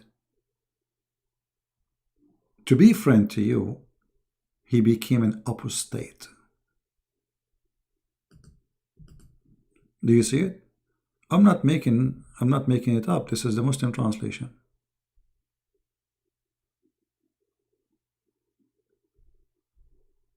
This is the Muslim translation. This is a Muslim website. It's not Christian Prince translating. Muslim say he's saying doesn't mean. Not only that, if you go to chapter 9, let us see.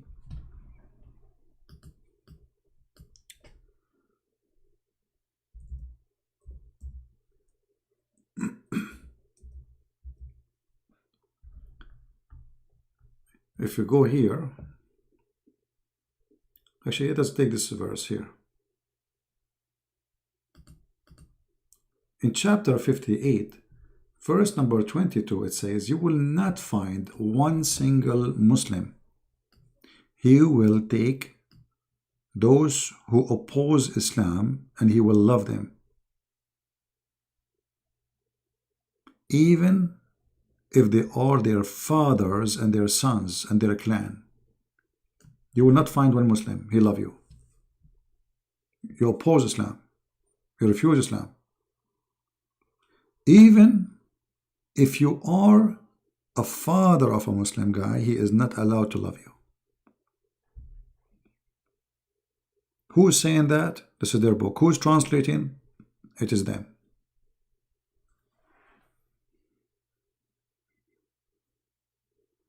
So who is this God Allah? There is no God Allah. This is Muhammad. He is seeking revenge from those who rejected him. Why Muhammad did not mention the Hindus, go fight the Hindus, Allahu Akbar? Because they are not there. We never even heard of them. Right? So why you concentrate in killing those who worship the same God, but not on those who don't worship your God at all? Because he is seeking revenge. They exposed him. They knew he's a liar. He have to defeat them, otherwise they might overcome him. It's like killing all the witnesses. Killing all the witnesses. Muhammad, he said, if I became victorious, which is, it looked like he's not sure that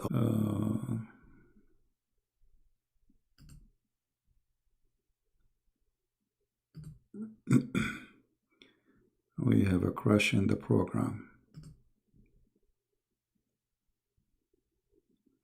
Am I heard, guys? Am I still heard? Okay, good.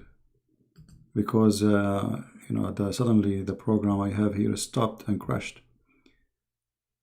All right. Let us see.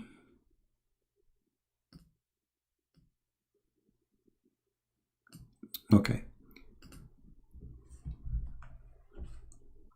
I will cleanse the Arabian Peninsula from the Christians and the Jews. Why? Simply let us kill all the witnesses.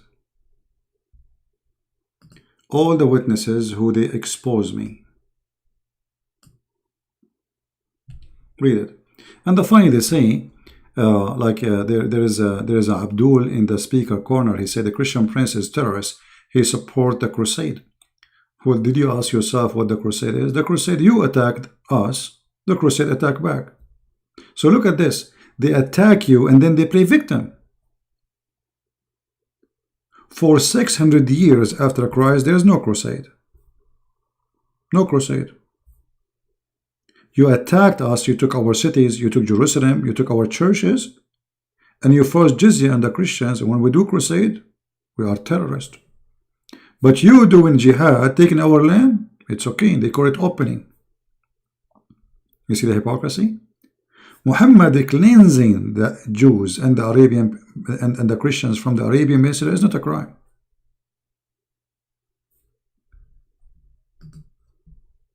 But if the Spanish, they kicked out the Muslims from Spain, it's a crime. It's a genocide. They are evil. You see? So this religion, this cult, they play victim all the time. Islamophobia, what Islamophobia? They want to play victim. Because now they are in a weak stand. So they play victim so they can earn support from the stupid ones who they think really are victims. The fact we are the victims. How many articles are written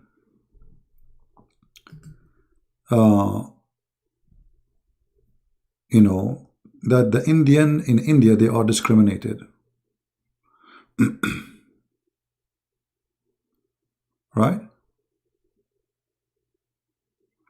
Well, this is another stupid comment of Al-Qurtubi. You know, Islamic books is full of stupidity. You know, how he will knew someone he wasn't exist. I mean, stupidity, what you can say. In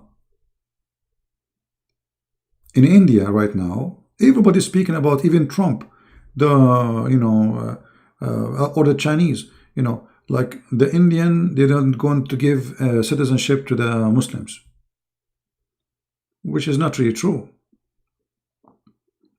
But guess what? There's millions of Hindus and Christians who work from India. They work in Saudi Arabia, Qatar, Emirat, Bahrain. They don't give them a citizenship even if they are working there for 30, 40 years. Even if they are family, they are born there. They don't even have a green card, which means residency. They have just temporary visa, working visa. So why, if you are a person who live in India for many years, you have the right to take citizenship just because you are a Muslim? But if a Hindu, he live in a land which is Islamic land, he have no right even to die there. Do you know that if a Hindu or a Christian or non-Muslim, he die in Saudi Arabia, he is not allowed to be buried there? Actually, there's an article, you can go and search it. It's called, you can work in Saudi Arabia, but you cannot die there. You cannot die there. There's no graveyard for Hindus. When? Where is the graveyard of the Hindus? There's millions of Hindus who die, I mean, work there, And God knows how many thousands through years they die during the time they are in Saudi Arabia. They will not let them bury it in Saudi Arabia. Not a single graveyard for a Hindu. So they discriminate you. Not only they don't give you a citizenship, they don't even give you a grave.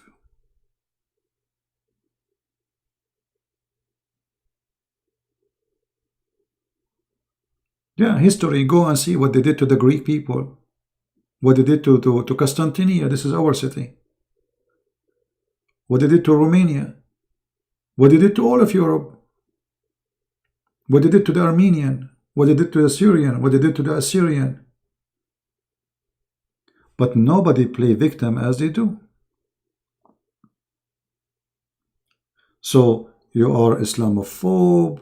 You are a bad person. You know, every day, every Sunday, there's attack in some churches somewhere in the world, especially in Africa, Nigeria, Ghana, Burkina Faso. I mean, everywhere. Ironical, everywhere.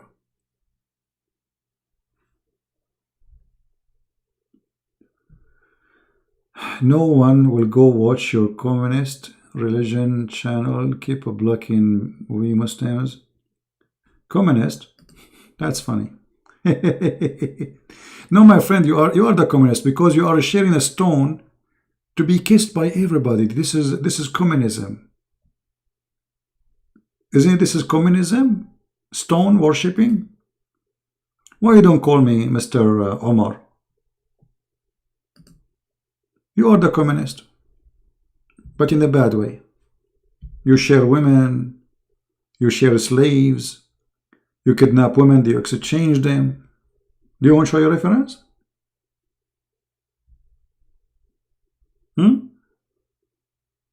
What do you think?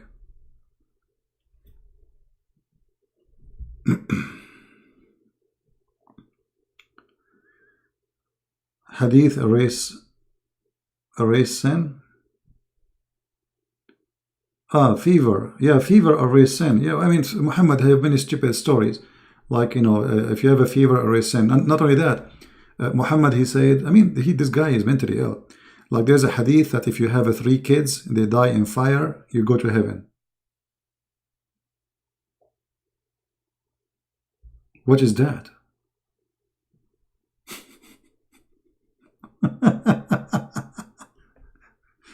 Muhammad, he have all kind of ideas.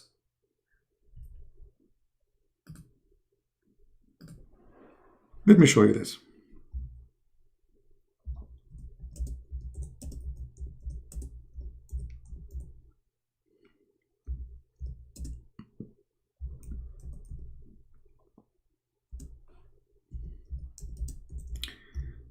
I remember once a Muslim, he was debating me and he wanted to get me busted supposedly.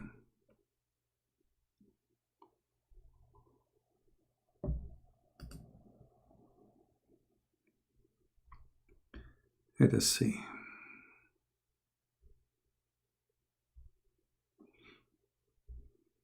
Even Muhammad, he said that the one who died by plague or by drowning, he's a martyr.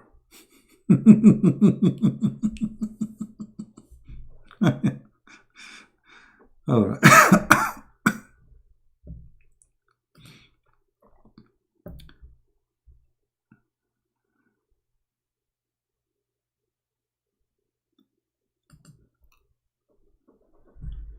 Oh, Lord have mercy. Do we have any Muslim in the chat? Except those Muslims who are calling me names, and suddenly I became a communist.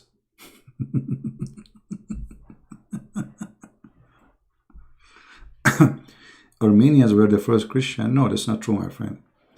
Armenian, they are not the first Christian. The first Christians are from the city of Antioch.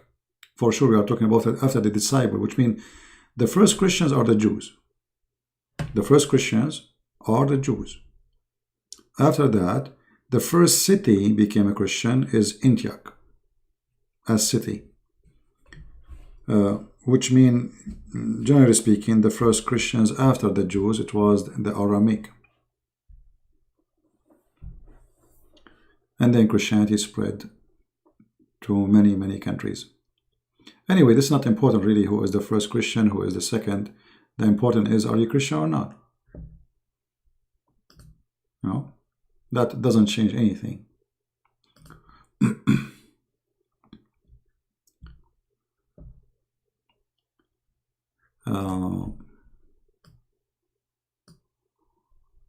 I don't know, there's millions of stories Muhammad he come with about reasoning to go and seek forgiveness or get forgiveness.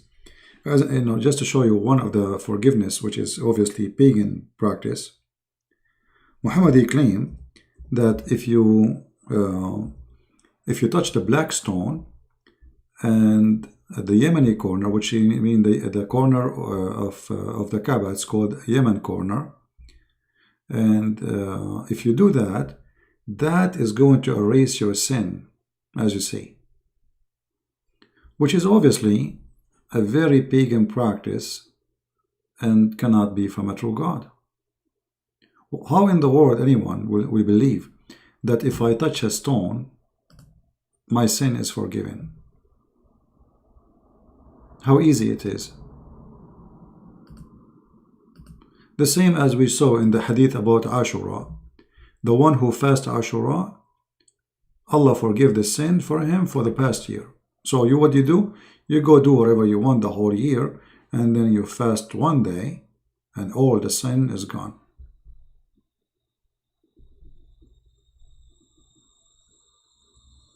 Yeah, you can eat in your mother's house. Exactly. If you know, I mean, Muhammad, he have tons of stories. Like, I look at this one here as an example.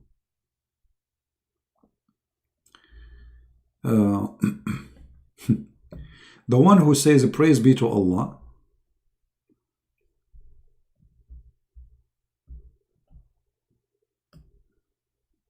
Let us see here. If you say to Allah, he said to them, who of you like to earn 1,000 good deeds? 1,000 good deeds? How you can earn that? And Muhammad, he have a solution. They said to him, how we can earn 1,000 good deeds? Like, how we can do that? He said, by saying Subhanallah 100 times.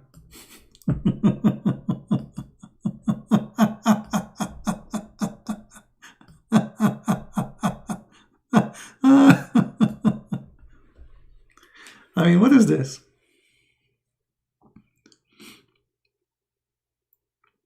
You say Subhanallah 100 times, you get 1,000 deed.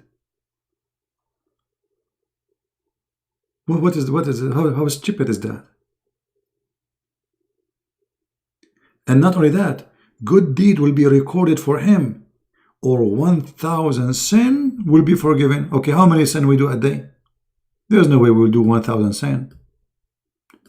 So what you need to do if you are Abdul Muhammadan, after you sleep around, sell drugs, and do all, in Islam anyway, that is lawful. But let us say you do all kind of filthy stuff. Before you sleep, brother, say Subhanallah, Subhanallah, Subhanallah, Subhanallah, Subhanallah, Subhanallah, Subhanallah, Subhanallah, and that's it. Your sin is gone.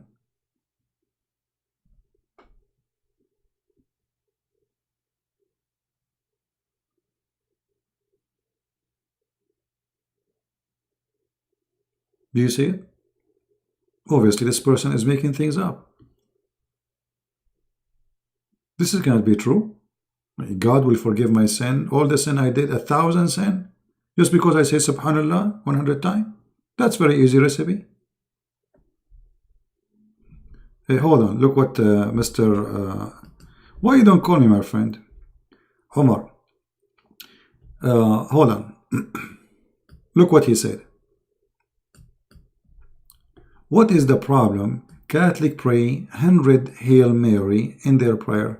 Yeah, but they don't say that this will forgive their sin. They are praying. They pray 100, they pray 1 million, 1 million. They are just praying. Nobody said to them, if you do that, your sin is forgiven. And by the way, you took the rosary, you Muslims, you took it from the Christian. This is why the rosary, you Muslim, you carry, have 33 stones. the age of Jesus. 30 stone in the necklace and the 3 stones at the end of it. That is the age of Jesus. Everything you have is a theft. Everything you have is a theft. You have no religion. Your God Allah is a theft. This is not the name of the God of the Muhammadan. He stole it from the Arab. Muhammad do not know who is his God. If I ask you, Mr. Umar, who is Allah? What Allah mean? Guys, do you think Umar he knew what Allah mean? Okay, listen to this. In front of everybody, I challenge Umar to tell us, either by quoting me or in the text, what the name Allah mean. I'm listening.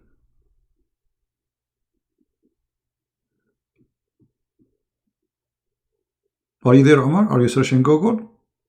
Don't tell me that you are worshipping Allah all your life and now you do not know what the Allah mean. What Allah mean? We don't know. We don't know. They don't even know the name of their God.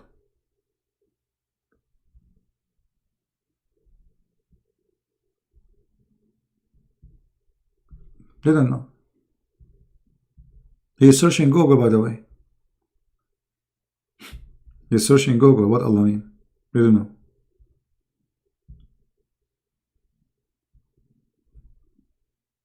And this is a clear evidence that this cult is a stupid cult. I mean, people worship God, they do not know. Look, hold on. Just guys, look at this. Let me take a selfie. Not snapshot. I want to take a selfie for you, Omar. I will put you in the screen because you are fantastic, my friend. Guys, look at this answer. Hold on. Thank you, Omar, for the answer. I appreciate it, really. You are my helper, man. We really appreciate you. You are the best. Okay, Omar, he said,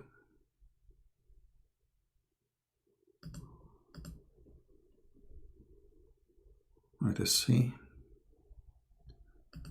Where is the snapshot right gone? Unbelievable.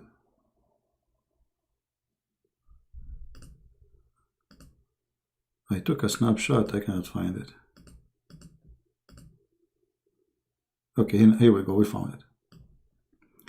Let me put it for you in the screen so you can see how funny. The second you become a Muslim, you are funny. Allah is the name of God Almighty in Arabic.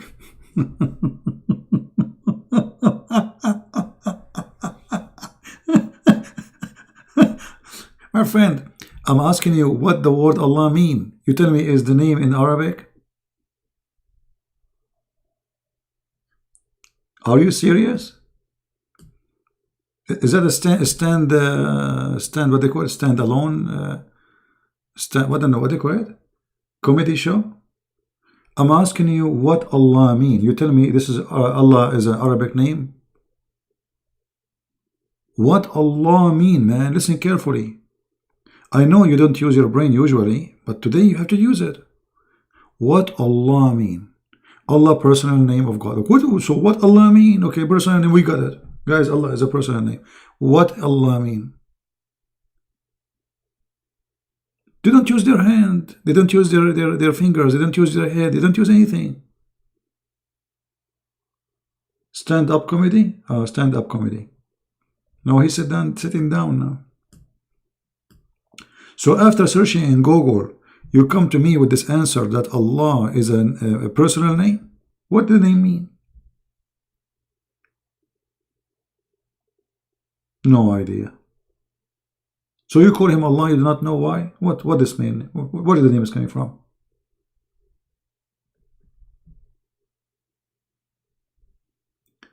There is Muslim Indonesia says that they regret leaving Islam because of you. They made YouTube to deceive. They made YouTube to deceive Muslims again. What Abdul they don't dare to do. Okay. No problem. Any Muslim want to help Mr. Omar? Mr. Omar, he gave up. That's it. He do not know what his God name mean. What Allah mean?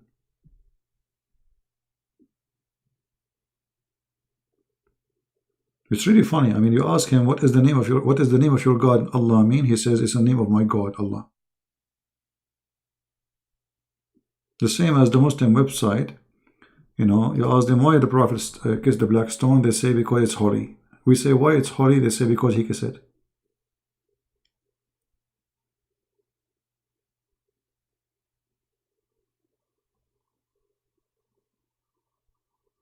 Any Muhammadan want to help Mr. Omar?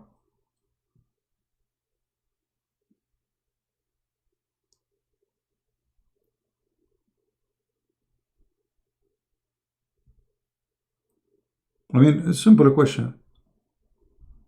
And look, now the Muslim, they will say to you, Allah is the creator. Okay, my friend, I'm not asking you what he do. I'm asking you what the word Allah mean. Allah is the same word in Arabic, speaking Christians and Jews for God? No, not true. If you mean that Arab Christian, they use that word because they are under the occupation of the Muslims. There's nowhere we can find the word Allah in the Bible. You can find it maybe in a false translation.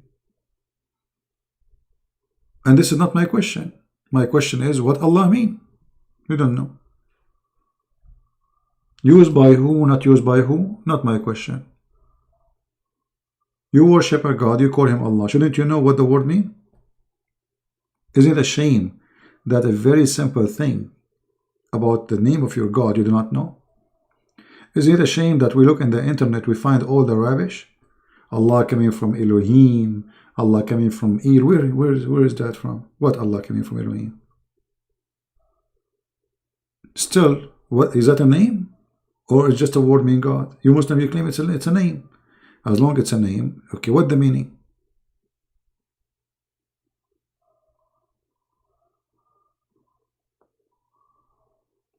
Mean the God, the Ilah? No, because Ilah, you see, you are, when you pronounce it, let me show you. I don't know why my program is being crashed. Hold on. Maybe too many. Let's close this one.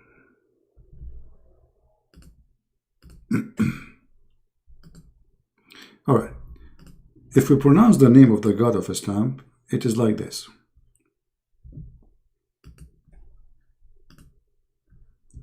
Al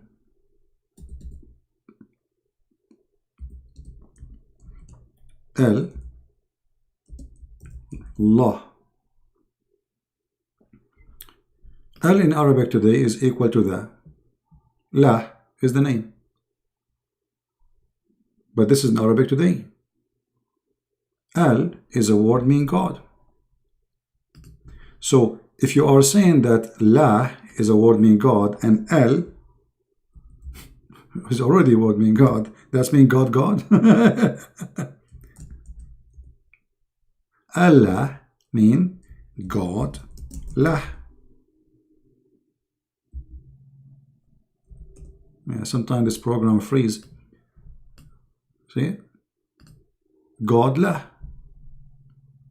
Al is an old ancient word in Hebrew Aramaic where it's mean God. As an example, how we can prove that? Let me show you.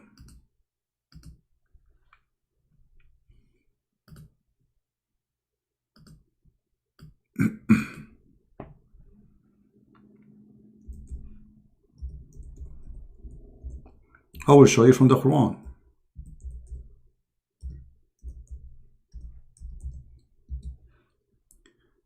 The Quran said that Allah is the best of the creator, comparing him to who? To Baal. And the word Baal, the way it's written today, is not really the word it is as used to be before, but we will go with it. Baal, Ba-al, Al, God, Ba. So those are two words, you know, they are merged together. The name of the God is Ba, The word God is here, Al. And look what the Quran confirms. Muhammad is bragging about his God, saying that he is the best of the creators, which means he believes there's many creators. Because you cannot be the best of the creators unless there is a creators.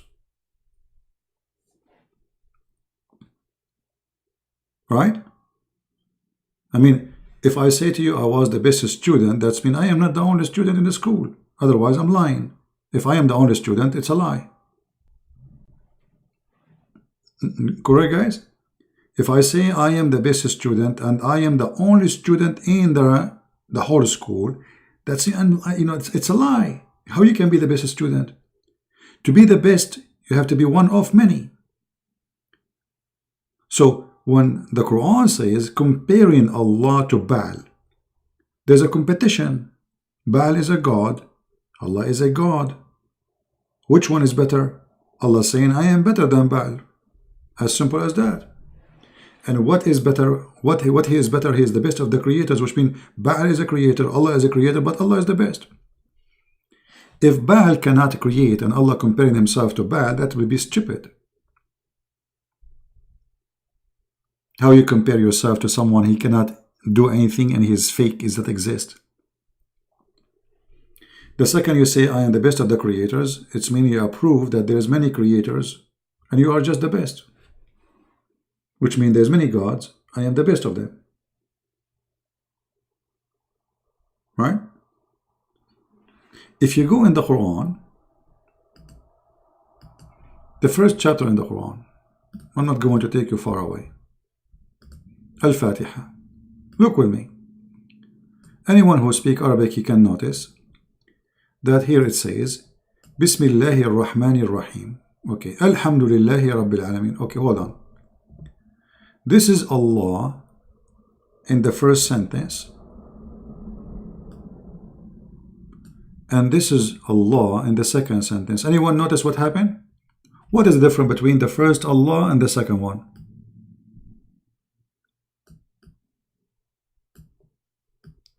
Anyone notice something missing? What is missing? Guys, I'm going to speak a little bit farther from the computer because my eyes really hurt. They are burning. But tell me please, is my voice still good? Is my voice still good? You know, I took like a little bit away because my eyes really hurting. You hear me good? I'm trying actually to avoid to look at the computer, but I mean, we have to. There is something missing. Alif, correct. Those who speak Arabic, they knew. This is Alif. You will see it in the beginning of the letter. Let me try to make it thin. Here, you see, here, this is Alif here in the beginning, but it's not exist here. What happened? What happened? Very simple. Because this is not part of the name. Al is just a word meaning God. It's not part of the name. You can take it off. So look what happened. The difference between the first Allah and the second one, the first one saying Allah, Allah, the second one saying Lillah. So Alhamdulillah, let me type it for you.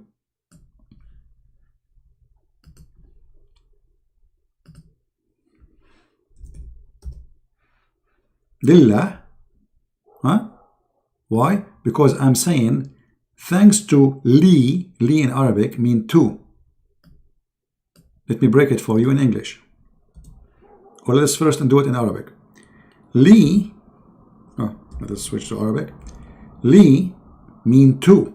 So I can add the letter L before any name and that will make it belong to you. So I say lahu, to him, laha, to her, all right, lahum, to them, belong to them.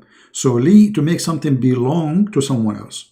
All right, so alhamdulillah, thanks to li mean to, lah.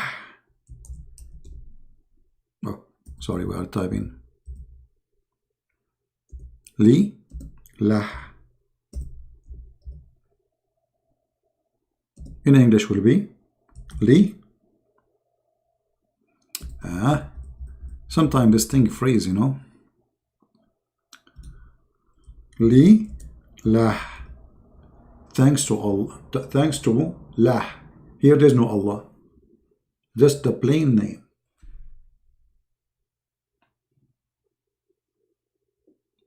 Are we clear?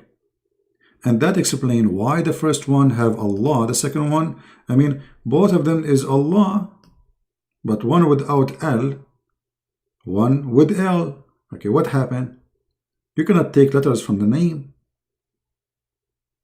A name will never be changed.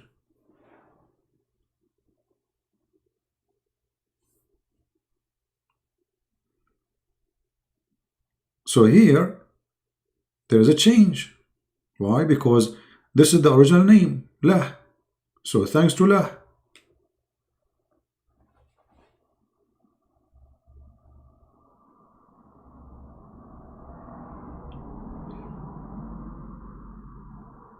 If there is any Muslim want to say anything?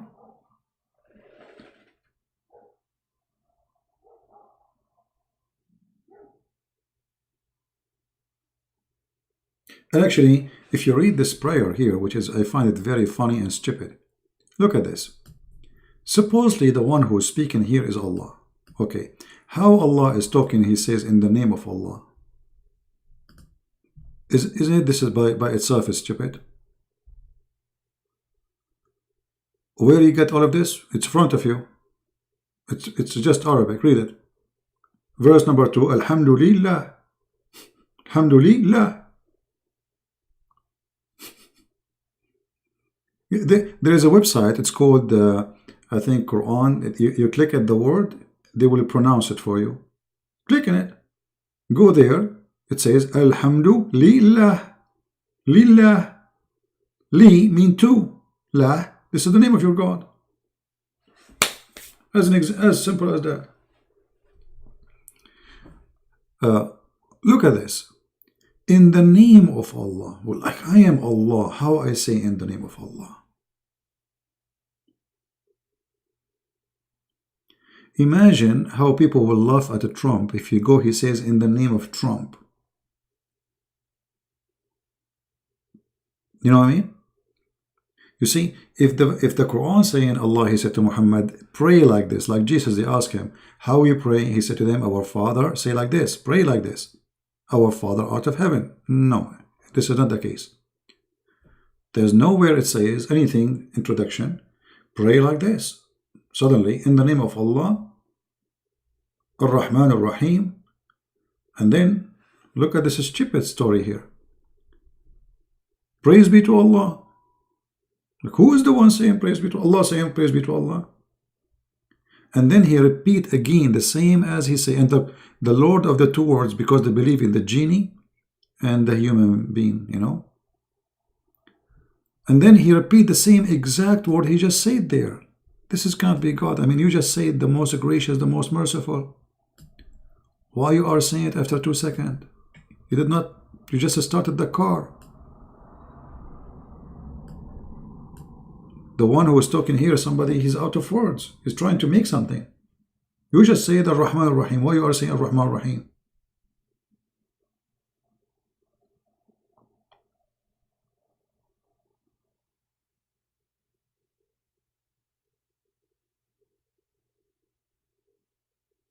And then here you will find something very funny and very fishy. It says Ahdina as-sirat al-mustaqim.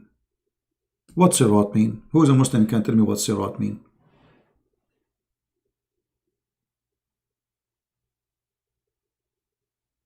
No, my friend, I'm not saying translation is fabricated. I'm saying your Quran is stupid. I don't care for a translation. You know, for me, I read Arabic. You are the one who is reading translation.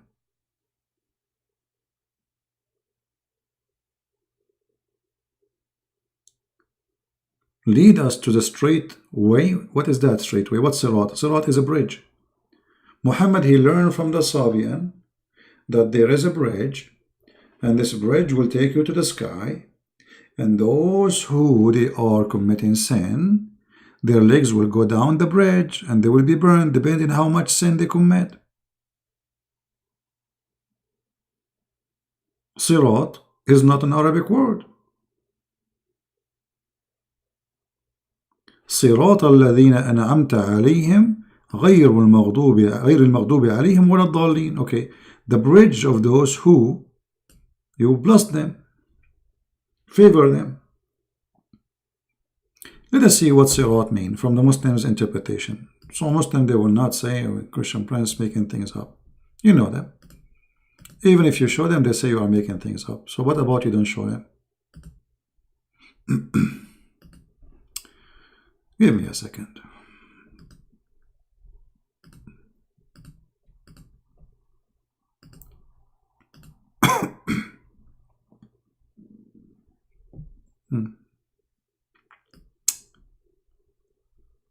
Let us see.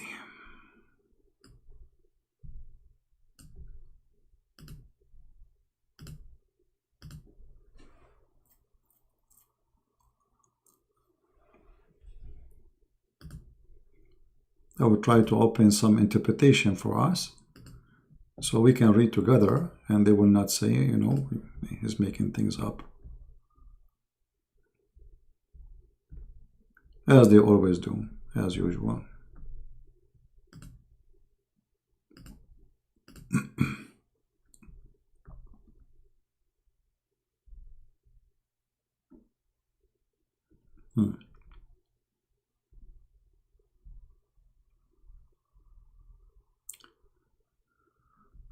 Let us see.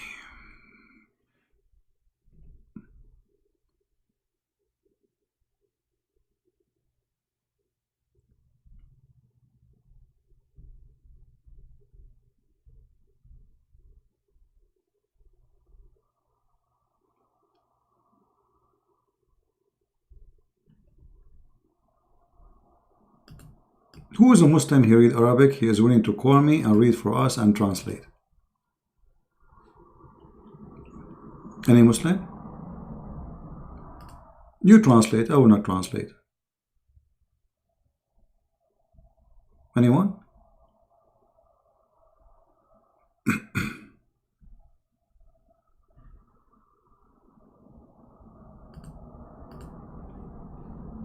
Any Muslim is willing to call?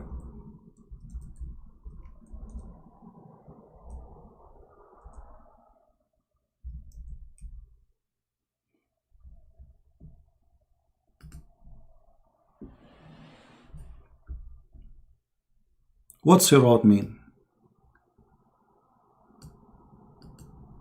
Is that a bridge to heaven or a bridge to hell? Who is a Muslim willing to answer? When the Quran said,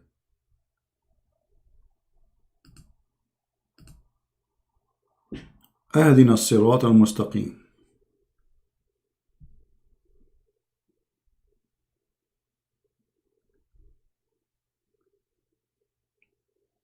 Anyone?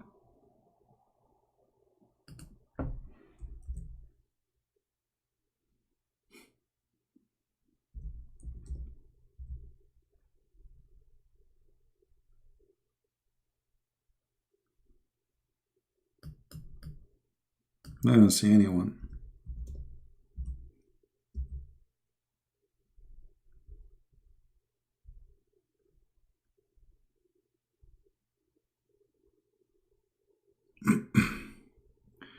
Let us see.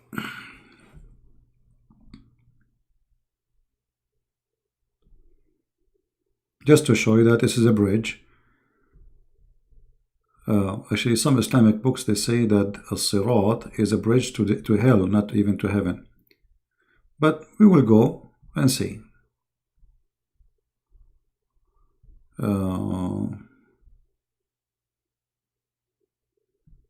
Here we go. Read carefully with me, guys, just to show you the stupidity of this religion.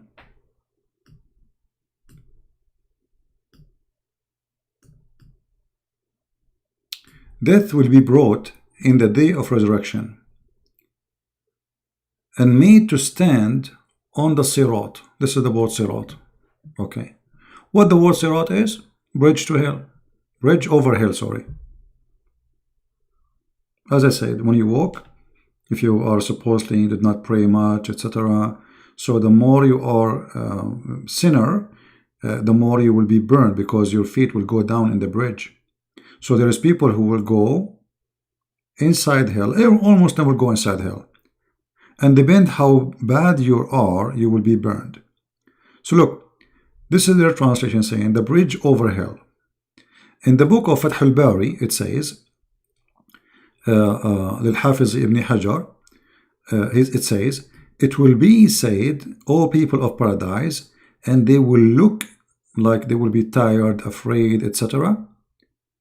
And then it will be said to them, O people of hell, and they will look hoping that blah blah blah blah blah, the hadith. And then it says, then the command will be given for it. It will be slaughtered on the sirat. So Allah will slaughter death, which is very stupid to believe. I mean, how you can slaughter death? Is death is a person? Yes. In Islam, death is a person. So Allah will bring him over the bridge and he will slaughter him.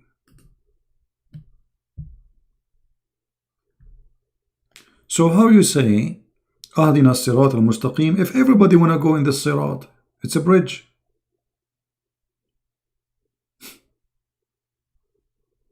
And this bridge is over hell. And actually will go through hell. You see, in the Quran it says, وَمَا مِنْكُمْ وَإِلَّا وَارِدُهَا. Every one of you will enter hell in Islam. وَمَا مِنْكُمْ إِلَّا وَارِدُهَا. Chapter 19, verse number 71. Not one of you, look at the Muslim translation, will pass over it. It doesn't say that. It says wariduha. How we can get them busted that this is not pass over it? We go to the interpretation. Here we go. Again, this is Quran chapter 19, verse number 71. Read carefully. 1971.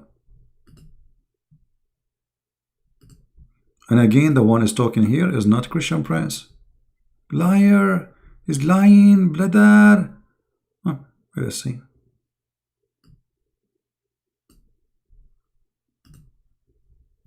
Let us hope this website will work,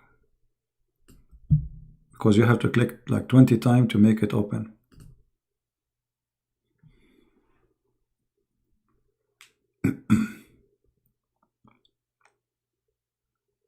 Come on, open, man.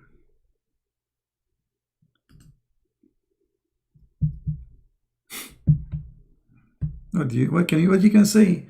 It's owned by the King of Jordan. Nothing function in that country. Starting from the king.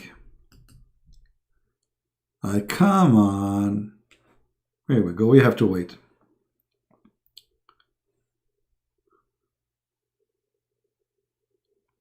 The Christian Orthodox chant says that Christ, he stepped death by this. Yes. ووطئ الموت بالموت ووهب الحياة للذين في القبور. المسيح قام من بين الأموات ووطئ الموت بالموت ووهب الحياة للذين في القبور. This is the chant you are talking about. We are just waiting for the website to open. But this is not about going over bridge. This is about the Messiah.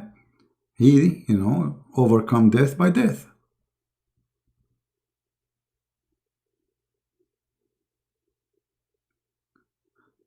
No, I'm not. I'm reciting Christian chant about Jesus overcome death.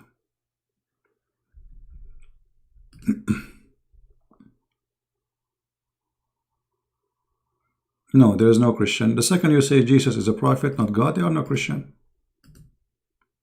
You are something else. Okay. Let us see here. Finally, it's opening. Read carefully with me. This is Tafsir al-Jalalain.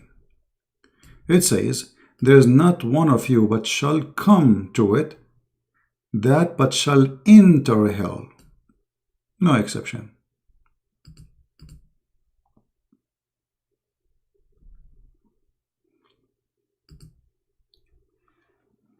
Do you see it? And this idea of this bridge is taken from the Sabian. And the idea of the whore is taken from the Sabian. That there is women who they are special creatures, who they are very white, and they are contained in their tents, and they will be given, they will treat those who go to heaven in a certain way.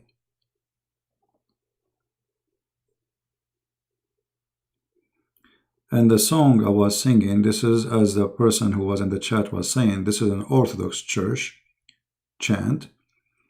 And the same song, they sing it in many languages, because all Orthodox, they share the same prayer, but in different language.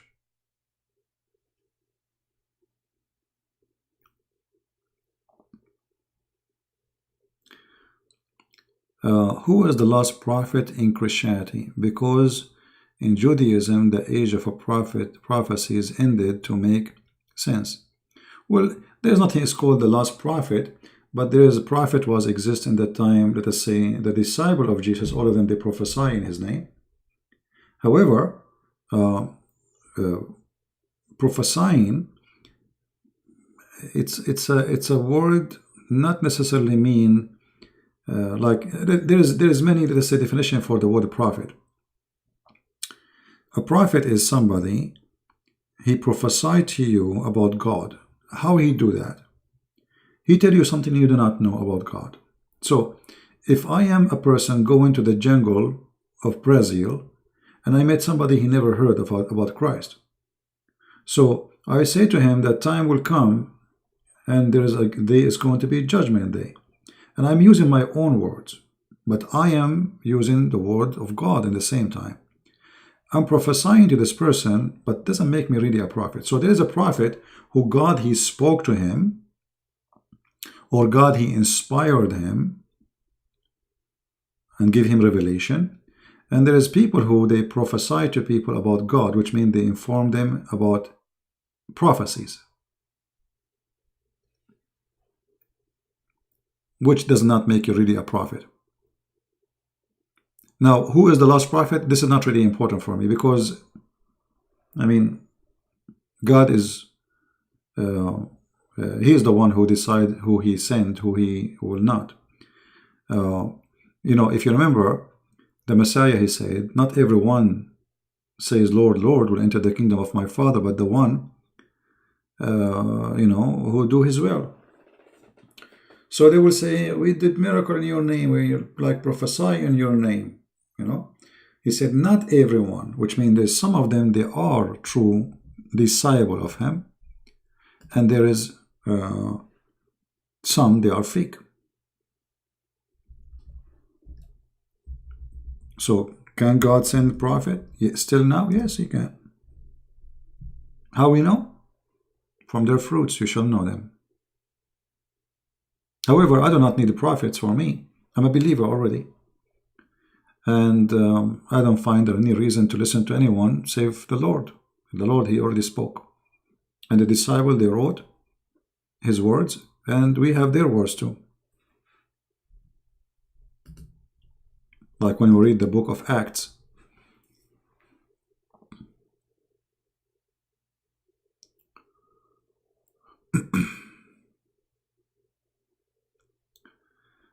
Anyway, any Muslim want to say anything?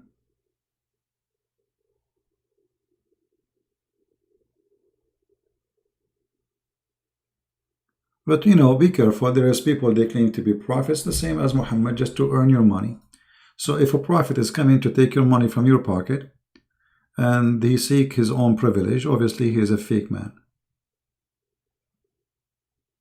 You know what I mean? That's why Jesus, he said, from their fruits you will know them.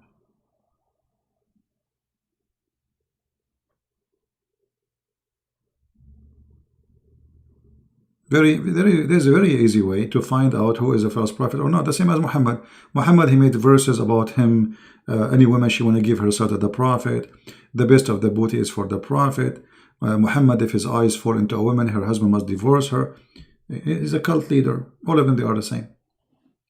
All false prophets, cult leaders, they share the same thing.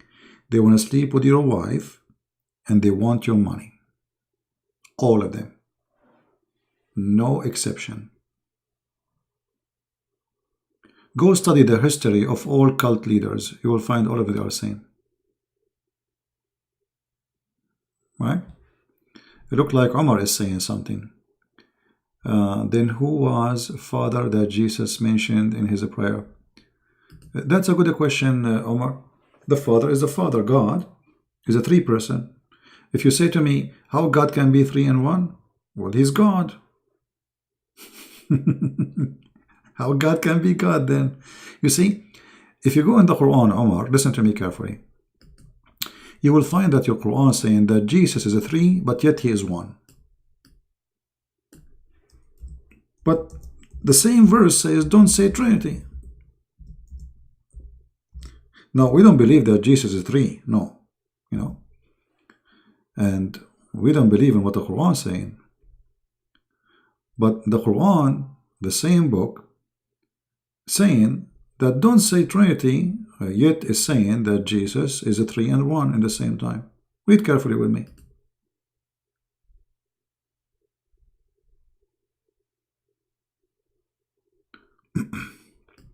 This is your Quran.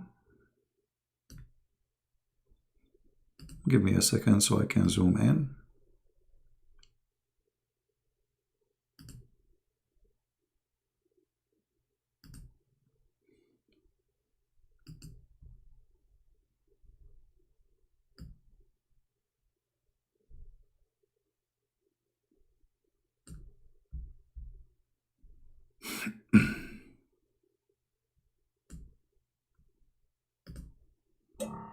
All right.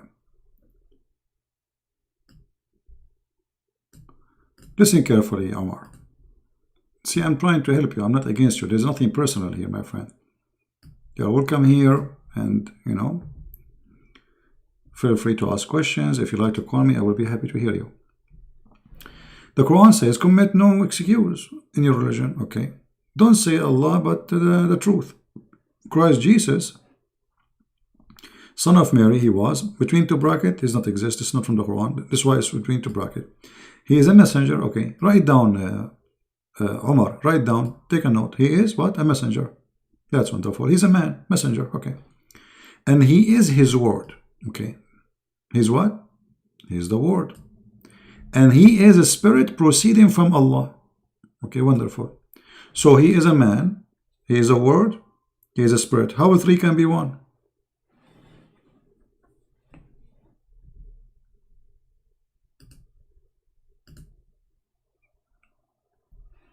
Are you there, Omar?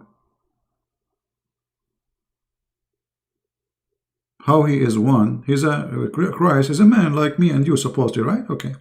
How he is the word of God? He is a spirit proceeding from God, not only spirit, which means he is a spirit of God, and he is the word of God. How he can be three, but yet he is one?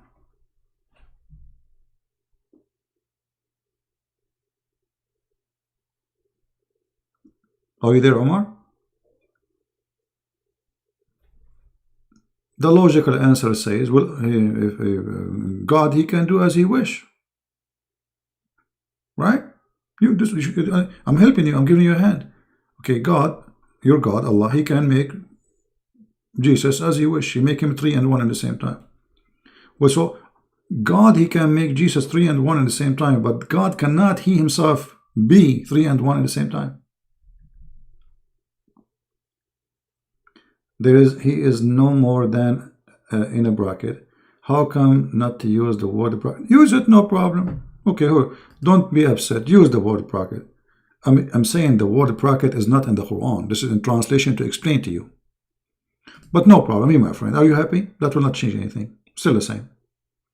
There's no more than this and this and that. Okay. 3 and 1.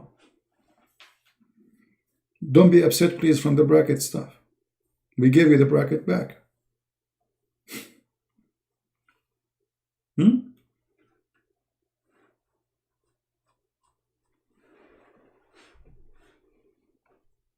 Why Allah don't have a son? Let me show you that the one who wrote the Quran is stupid. I'm not insulting, I'm just telling you what I believe, and I can prove it easy. Allah don't have a son because he don't have a girlfriend. What the heck? You know? Look what the Quran says. Allah speaking about Allah. To him do the primal origin of the heaven and the earth. Okay. How can he have a son when he don't have a girlfriend? that prove that the one who call himself Muhammad and Allah are stupid, because a Christian don't believe that God he have sex with Mary. God, you know, forgive me for saying that. And then have a baby. His name is Jesus. We don't believe in that. Even the Quran says that Mary, she is a virgin. So what does this have to do with this? What sahiba? And imagine how filthy language. He said sahiba, not even a wife. Sahiba means girlfriend. That's why it says consort, as you see. So how can he have a son and he don't have a girlfriend? Well, look what your God he just said. Your God he just confirmed that there's things he cannot do unless he have a girlfriend, like me. I'm a Christian prince. I'm single. I don't have a wife. I don't have a girlfriend. Therefore, I don't have a son. So what does that mean? That Christian prince is not able to have a son unless there is a woman. Allah is the same. And look, your God saying, how can? He's questioning the ability. It's not me questioning the ability. How can he? Well, I thought God, he can't do anything. What do you mean, how can he? Isn't he God? What do you mean, how can he? He's God.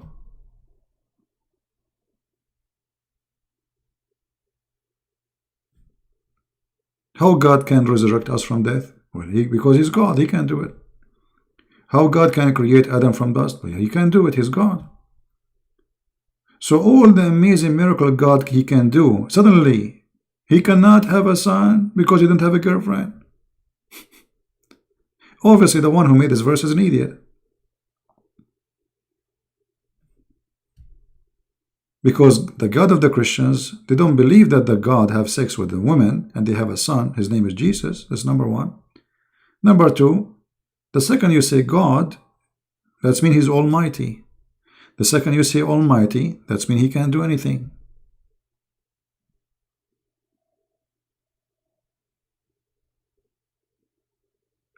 Guys, don't forget to watch a video made by, we have a review, a Muslim, he made a review for me, which is a very important video, priceless. We post it in Patreon. This video is in different channel. Don't forget to subscribe to that channel, please. It's a backup channel. So watch it, share it, download it, and let everybody have fun.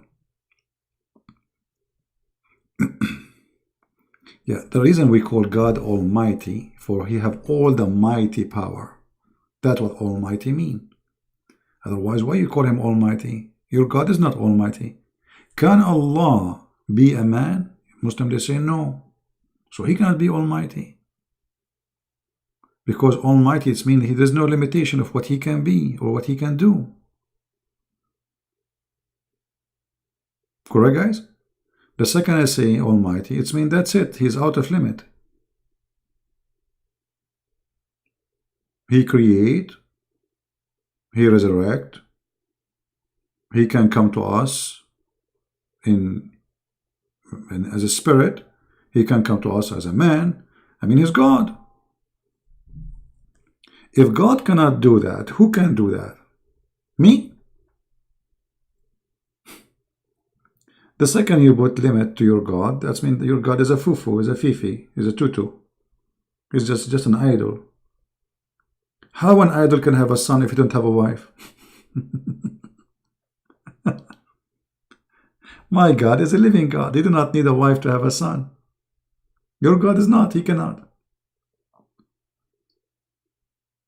And you know, remember that the Quran says that Jesus, he created from the mother bird. Okay, hold on. Allah is the creator. Look, it says the origin of everything is Allah, but he forgot that there is another creator in the Quran. The Quran said, the Muslim, they will say to you, oh, but Christian Prince, he did not mention that it says by the leave of Allah. My friend, by the leave of Allah or not his leave? You just admitted that Jesus is a creator, which means right now as we speak, there's birds and creatures are created by Jesus.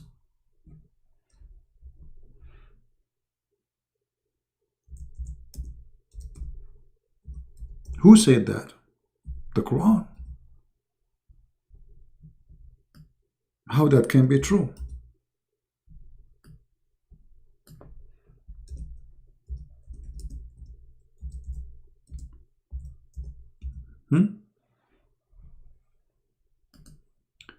The answer, very simple. The Muslim, they will say to you, Allah gave him power. My friend, this is your claim, number one. There's no way to prove it. But you just admitted that Jesus the Christ, he can fashion a clay the same as God he created. From the breath of Jesus, the bird is created. The life is given. So now we have, according to Muslims, understanding that Allah, he shared his power of a creation with a person. His name is the Christ.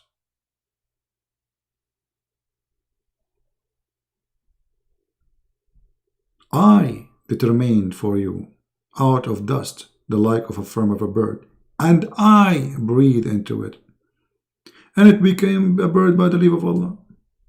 So Allah allow him to do that. Thank you very much. Now here there is a proof that Allah is the one allowing him. I can say now I am the one who gave Allah the power. I can say now that I am the one who gave Jesus the power to make somebody blind to see. I can claim talk is cheap.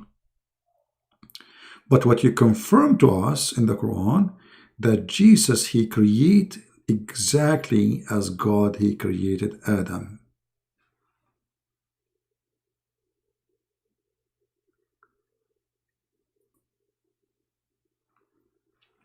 And yet Muhammad, he came 600 years after Jesus.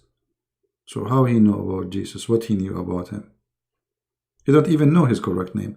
Muhammad, he think that, look, what is the name of the chapter? Look at the fool Muhammad. The chapter name is Al Imran. Al Imran. Okay, who is Imran? The father of Mary. How stupid. Imran is not the father of Mary. Where do you get this from? The stupid Muhammad, he thought that the same father of Moses, he is the father of Mary. This is why he says that Mary is a sister of Aaron, which is the brother of Moses. And that make her the daughter of Imran, which is the father of Moses and Aaron. Stupid prophet, false prophet. And when the Jews got him busted, they said to him, but what are you talking about? There's hundreds of years between Aaron and Mary. So to cover his ass, he said, oh, they used to cover them, they used to call them by their great names, ancestors. That is very stupid.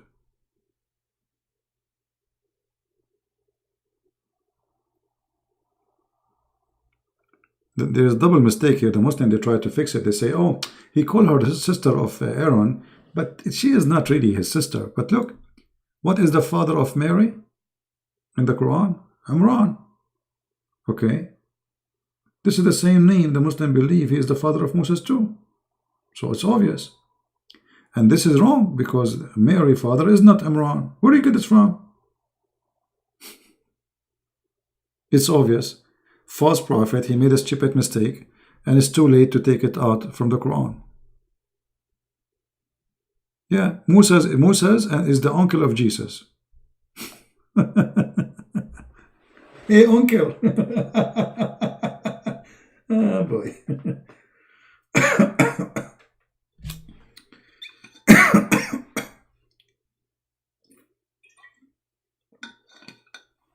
And by the way, even Imran, the name here is wrong. Even the name of the father, not only the name of the father of Mary does not exist this way.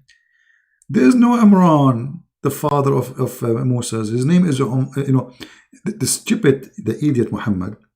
He don't know the difference between Umran and Umram. Umram, not Umran.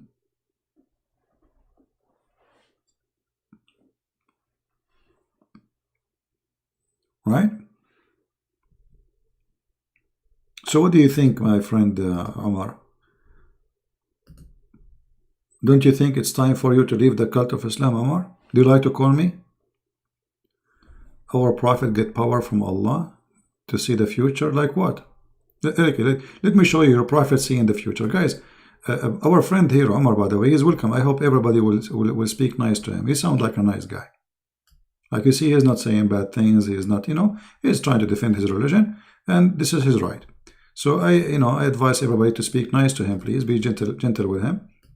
Omar, I want you to listen carefully.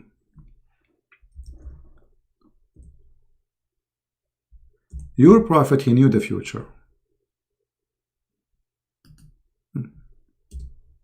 Look at this.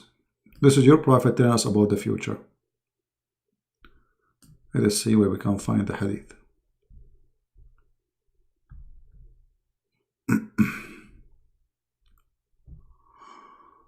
Oh boy. Oh no, I'm getting sleepy.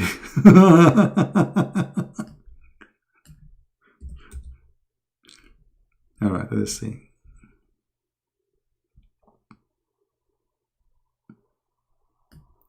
I'm just trying to find the hadith to show you what kind of a prophet you are.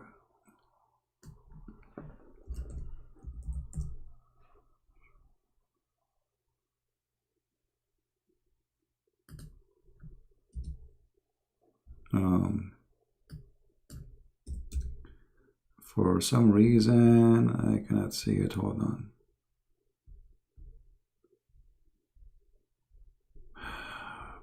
Until we find the hadith, it says that your prophet said that judgment day will not come until the Roman became the major population of the world.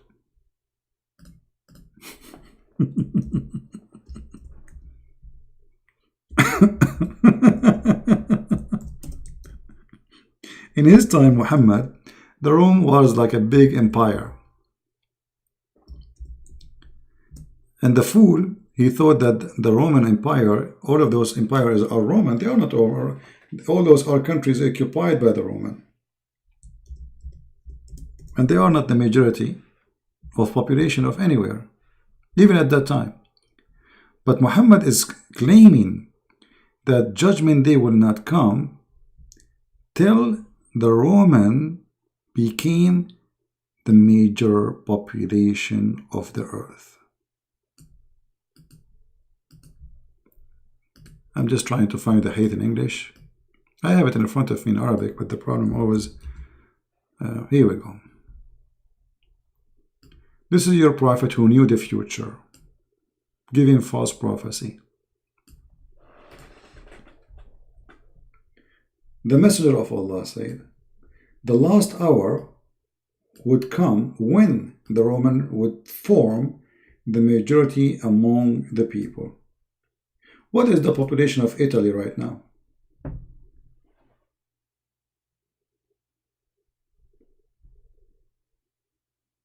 What do you think? Well, the Roman did rule already. So the Bible is speaking about prophecy, and prophecy happened.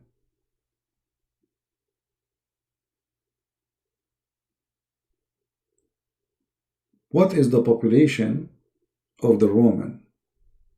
Italy.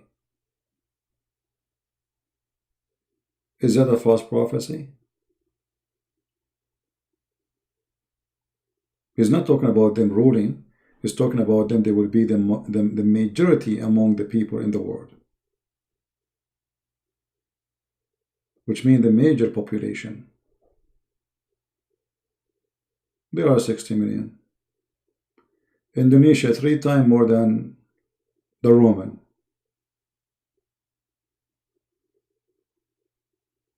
Yeah, this is Sahih. This is Sahih Muslim. Here we go.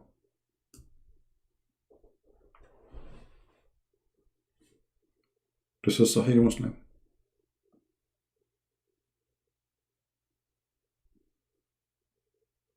Do you like to call me Omar?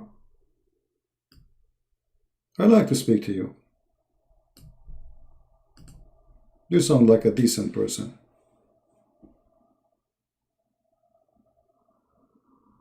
Anytime you feel like you want to talk to me, just text me in Skype, and even if you want, we can talk under there. All right? In case you are shy to speak in public.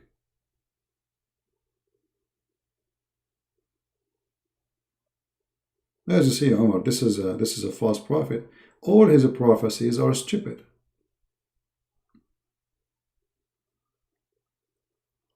I mean, this is an authentic hadith claiming something, and obviously it's stupid.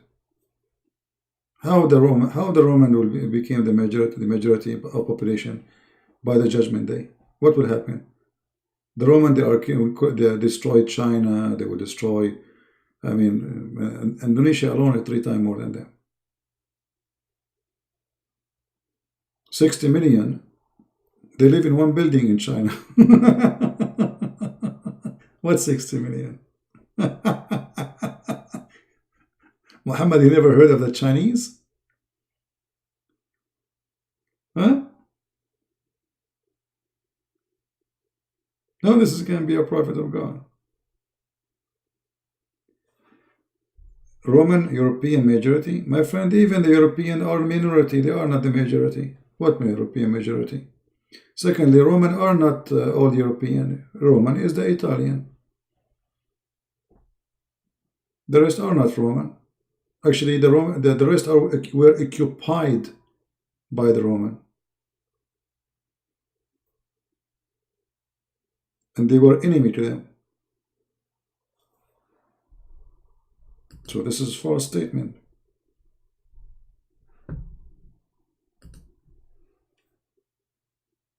Go do a little search about who are the Roman, and you will see.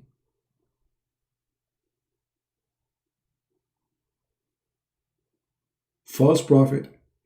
You know, a false prophet is somebody who prophesies false prophecy, as simple as that, and this is false prophecy.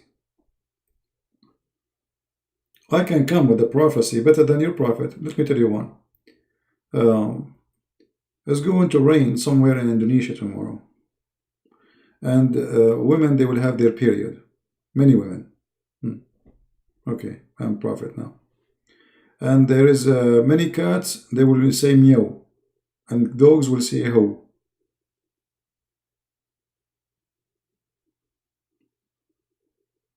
What about the Quran? Muhammad, he prophesying that hail come from mountains in heaven.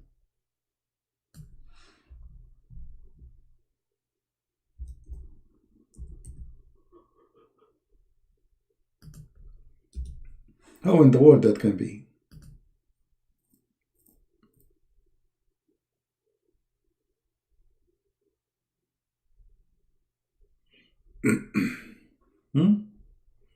What do you think about your prophet speaking about hail coming from mountains in heaven?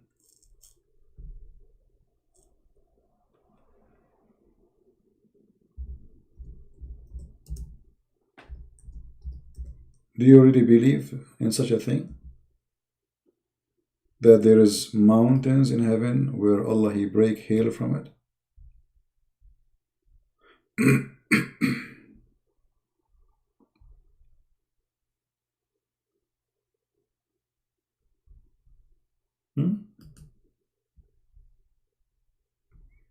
Look how the Muslims, they fabricate translation. Read carefully.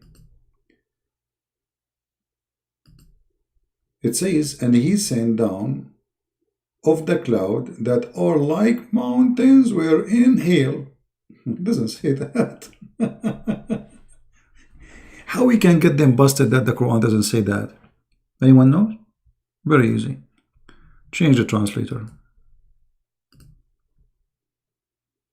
Let us see different translator. Hold on. Different liar. All of them, they are liars. This is why their translation doesn't match with each other. Okay. He bring down load of hail from the sky, striking with it whoever he wills. The word mountains is gone. This liar, no mountains. Mountain disappear. Magic. Mountain is gone. Change the translator. That's it. This guy, he ate the mountain like the goat who ate the Quran. Okay.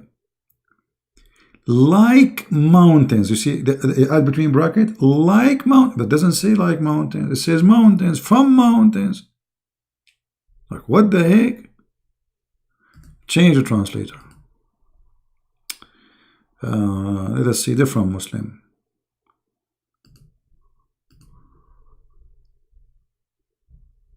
And he sent down from the heaven mountains. Where is the hill? What's wrong with this guy? He is very close to the truth. Do you see it? The rest they were adding like, same as, you know, it's a cloud. It doesn't say cloud, my friend. It says he sent down from mountains in heaven. Hill. Let's read the interpretation so we can get them busted easy. Chapter 24, verse number 43. This is your official website. Yes, Omar. Who are translation? I don't know. They are in Muslim translation, my friend. It's not my translation. I don't care. For me, I speak Arabic. All right. Verse number 43. You are my witness. Read with me carefully. Here we go. 43. Let's see. Does it say like mountains, as if it's mountains, or it says it is mountains in heaven? Here we go. This website now is not working again. You have to click again and again. Come on, display.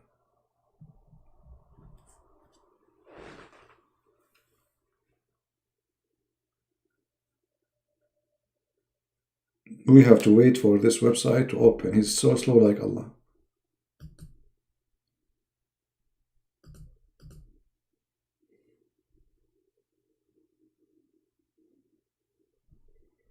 Like, come on. Oh boy. Huh. Yeah, they need to say inshallah, right?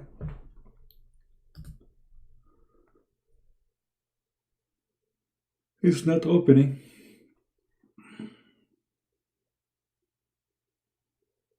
No, this is not from my side. This is their website, because everything works, you know, in different website. This is always, this website is bad. You know, I notice, I think, because when I go live and I use it, so many people open it, so like they have a very cheap bandwidth server, you know, so it doesn't work. I think there's many people now clicking. Here we go, now finally. All right, read with me, Omar. Are you there, Omar? Omar, my friend, read with me. This is Tafsir Ibn Abbas, the cousin of your prophet. Read carefully. Read. We will talk about judgment day, no problem. Hold on. He said, he sent down from heaven mountains wherein is hail. Do you see it, Omar? Let us continue reading. He says, he sent down hail from mountains in heaven.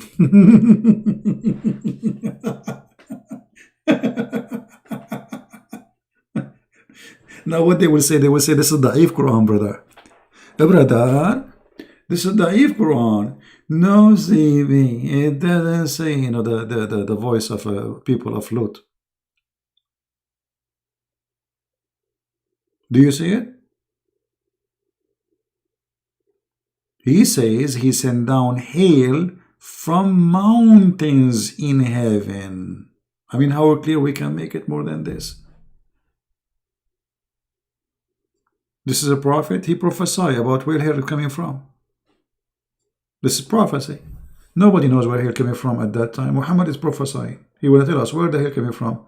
So according to Muhammad God, he have a storage of hail in mountains. He break it and he send it to us. You know, hail is made to hit us with it, and he break it from hail, from mountains.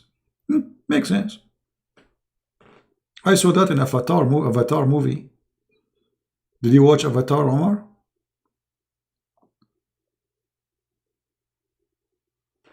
This is Tafsir Ibn Abbas. Let us change it. Maybe this Tafsir is wrong, my brother. Let's go to Al-Jalalain. This is Al-Jalalain, very big scholar. It says, and he sent down from the heaven out of mountains. This one is even making it more clear. He sent down from heaven out of mountains. Min jibalin fiha. All right? I mean, what is that?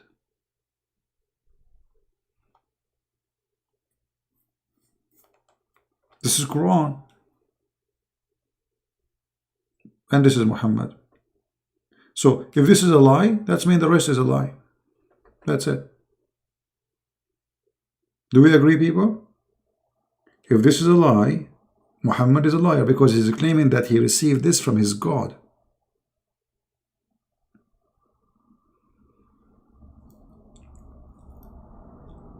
So what do you think, Omar? Do you like to call me my friend and you would like to leave Islam? Muhammad prophecy about earthquake. There is earthquake in Japan. They have 1,000 earthquake every day, even more.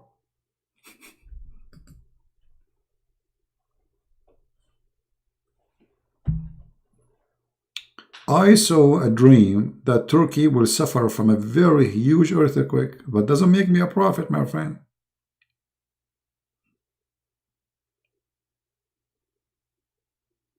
Because this country always have earthquake. It's not something new.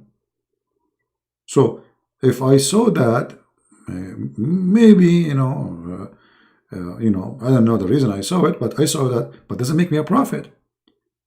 And maybe Turkey is going to face a huge earthquake, but that does not make me a prophet.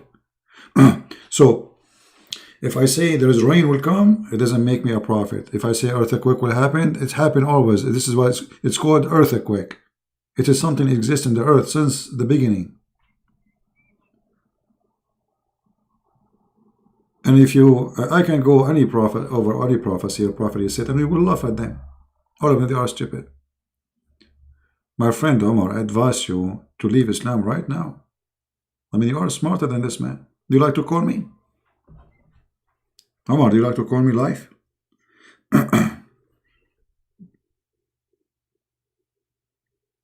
What do you think?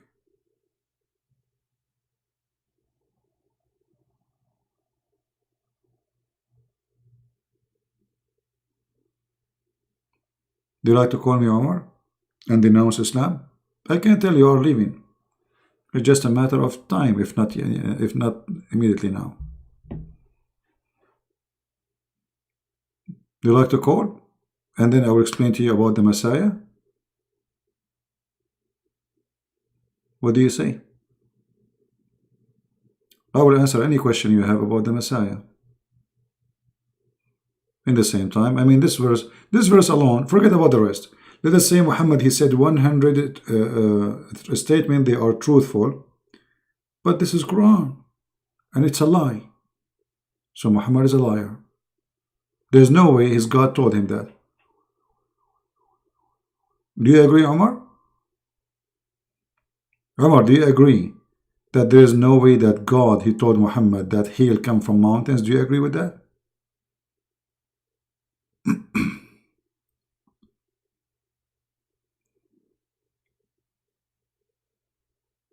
What do you think?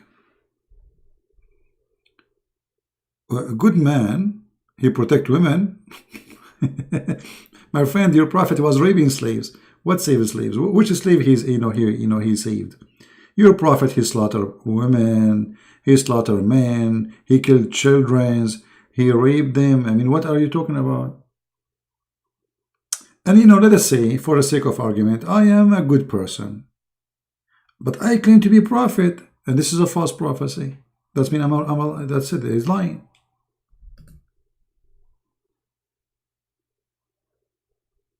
He's a liar. He can't be a good man. He is a liar. This cannot be from God. You have to agree.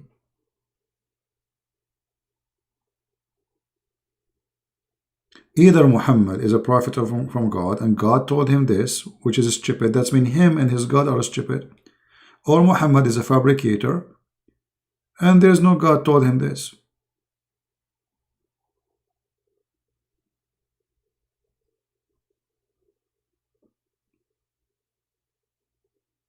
If somebody, he come to us and he is very nice person, gentleman, very, very nice, and he claimed to be prophet and he said this, he's a liar. Doesn't matter what he, who is, who is he?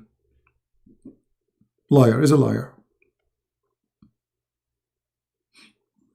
He's a fraud because he claimed that this is received from his God.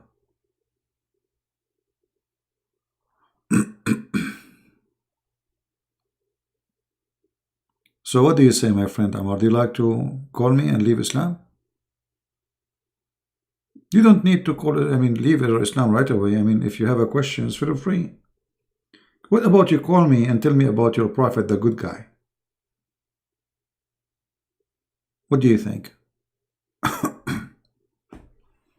Do you like to call me and tell me about your prophet, the good guy? Just to show you that he is not good? And there's nothing good about him?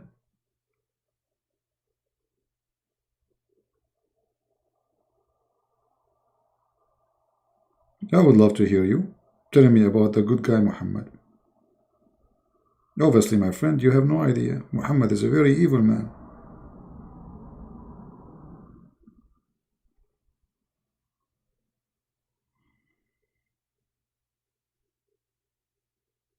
Right?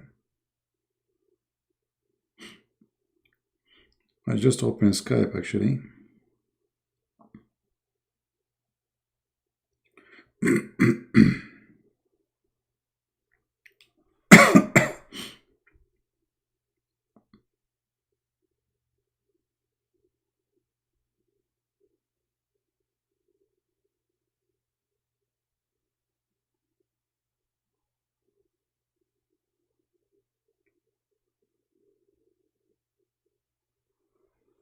Are you there, Omar? Alright, guys. Well, we are not going to put pressure in our friend Omar here. He sounds a gentleman, nice guy. You are more than welcome anytime, my friend. You can call me, you can text me. I will be happy to help you. But I can tell you are coming from a good family and your parents did a really good job. You are a gentleman, you did not use a bad language. And I'm happy to have you. Alright? We pray for you.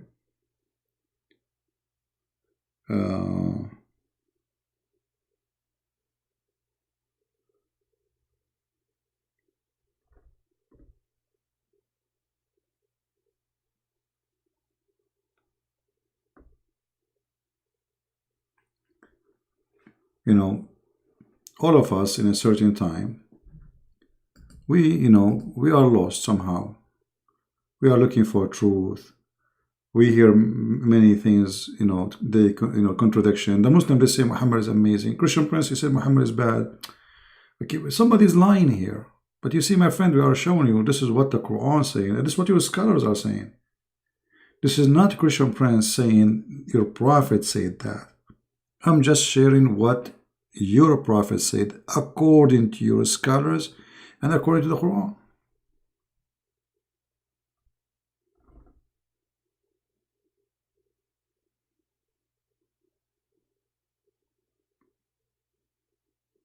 The truth, my friend, the truth will set you free.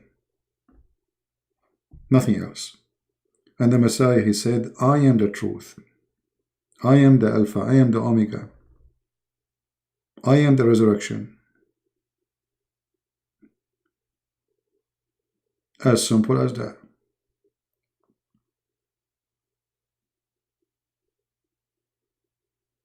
And because really we care for you as a Christians, we will be happy, to invite you to accept the Messiah as your Savior. Muhammad, he cannot be a prophet. What kind of God he promised me women with no panties in heaven? This is not God, this is a pimp. You do not need to be genius, Omar, to notice that this is Shaitan. Satan is the one who will try to tempt me by women there and women here. It's not God. God will promise me if I believe in him. Long line of women waiting for me. Why? Where is the decency? He's God, he's holy. You see, if I come to your house Let us say Omar, he have a birthday, and a Christian prince is coming to the birthday of Omar. Okay, Christian prince, do you have a gift for me? I say, sure, Omar. I have a truck loaded with women. What your mother will say about your friend who brought you a lot of women to sleep with? She will kick me out of your house. Is that true, Omar? Your mother, there's no way she will allow such a thing to be in her house. A man bringing a lot of women for sex as a gift to her son. Well, what is different? Your prophet, he is saying exactly the same. I will give you a gift in your birthday. I will give you a big, huge truck full of women have no panties. And where? In the house of God, not in the house of my mother or your mother, with my respect to her. I mean, if your mother will not allow this to happen in her house because she is a decent woman, how God allowed it? You see, when God, he created Adam, he created one Eve. He did not create for him a bunch of women with no panties. He created Adam and Eve, she is created from Adam, which means they are the same. Not women are made, soften their skin, took me 1,000 years, and they have one name, Hur, and all of them. Omar, let me show you this. Do you like white women, Omar, or you like darker skin? What do you like?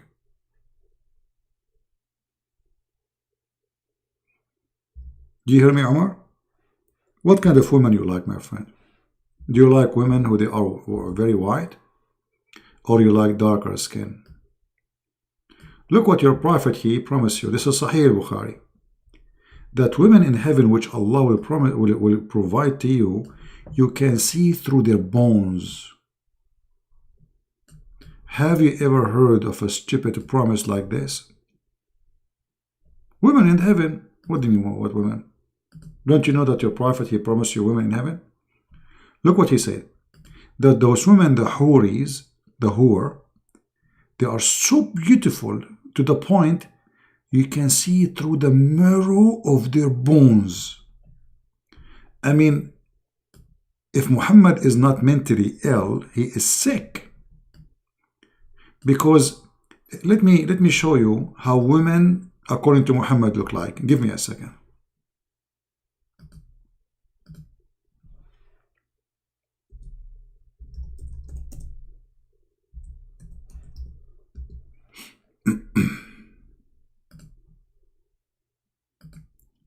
All right.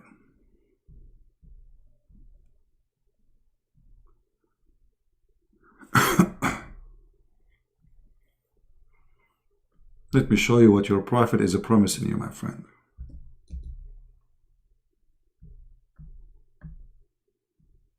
I mean, this is a prophet of God. If this is a prophet of God, so Omar, I want you to look at the screen carefully and tell me if you like what you see. This is what you will get in heaven, my friend. What do you think, Omar? Isn't it beautiful? I avoid really, especially at night, to look at those pictures because I get tempted. I'm single. I mean, look at this. I mean, how we can resist this? A prophet of God promising me in Sahih al-Bukhari, which is very authentic, that women in heaven, they will be like this. And supposedly this is the best of the gift of God. I mean, look at her eyes, man. I'm so crazy about her eyes. Look at this. I wish I can hold her skull right now. Look at this pretty, beautiful. You see, and not only that, in this case, you do not need lipstick anyway. I mean, look at this. She is very pretty sexy. And notice here the high heels. I mean, that's alone is something. Oh, the image here focusing in the high heels and the ass. Look at the ass. Is that poo-poo or what? This is heaven. Omar, you're the man. This is really heaven? Is that really you believe that this is the garbage? This will be a promise of God? Omar, look, this is my future whore. Look what she is doing. Unbelievable. What is that, man? That's so hot. Look at this. Look at these positions. Oh boy. I'm afraid if I show you more, many of those singles here, they will get tempted, and they will do bad stuff. They might commit suicide, because they cannot handle this beauty. This is too much beauty. I mean, we have to be honest here. This is a lot of beauty. What is this? Look at this. Look at this, man.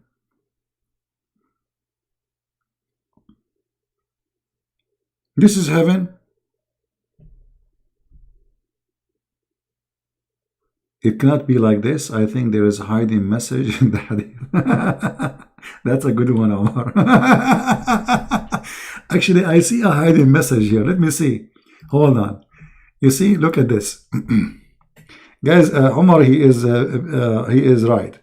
There is a hiding message here in the hadith. Do you see the hiding message?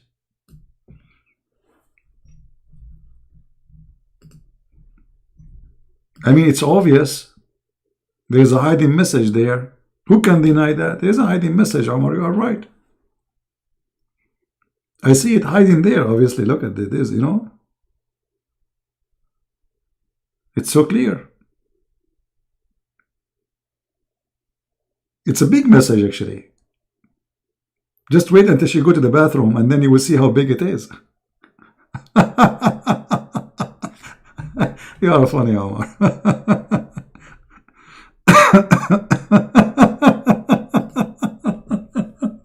I apologize. We are going out of control with this madness. What hiding message, Omar? Come on. You are smarter than this. What do you think the hiding message in this position here, Omar? Is that something about a nuclear weapon or proton and neutron? What do you... Oh, look at this one. Oh boy. Mean. I mean, this guy who is taking X-ray pictures for those women, he have...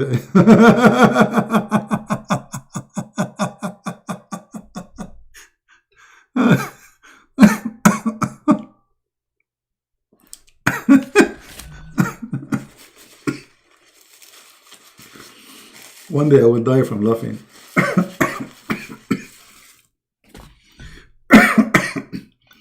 I will stop breathing.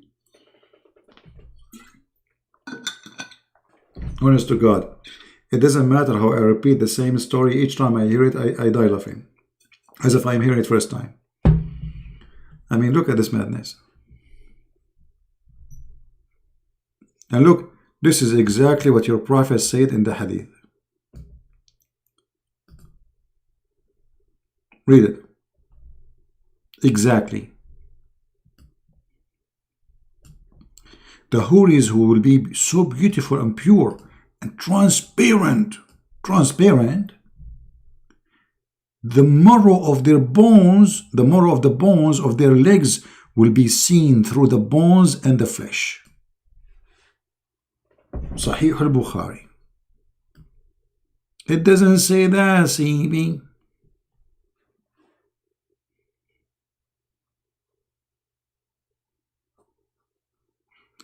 I mean, this promise alone is enough to prove that Muhammad is a fraud.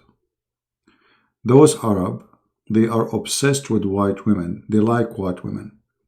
So he, in order to seduce them and tempt them to die for him, he exaggerates with the stupidity of his promise. So it became women who they are transparent. Hey, wife, I didn't see you. Are you here? Yes, honey, I'm transparent. Huh? Are you transparent more than jellyfish? Yes, I am. Are you going to have a woman or jellyfish? Transparent?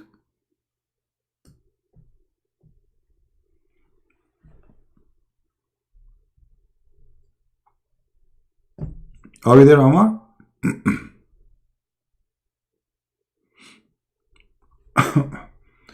No, I believe Omar is going to leave Islam sooner or later.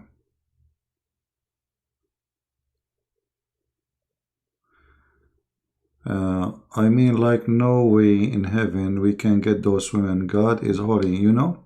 Here we go. Omar, he left Islam. Look what Omar, he said. Guys, did you see what Omar said? Omar, he just agreed that there is no way in heaven such a thing will be. God is holy. I agree with you.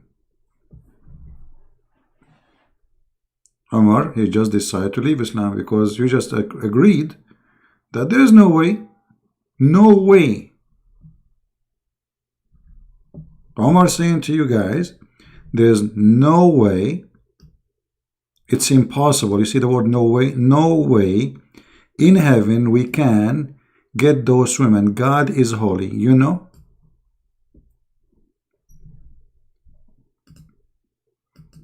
Good. I'm happy for you, Omar. If you like to call me and to say that you decide to leave Islam, I will be happy to listen to you.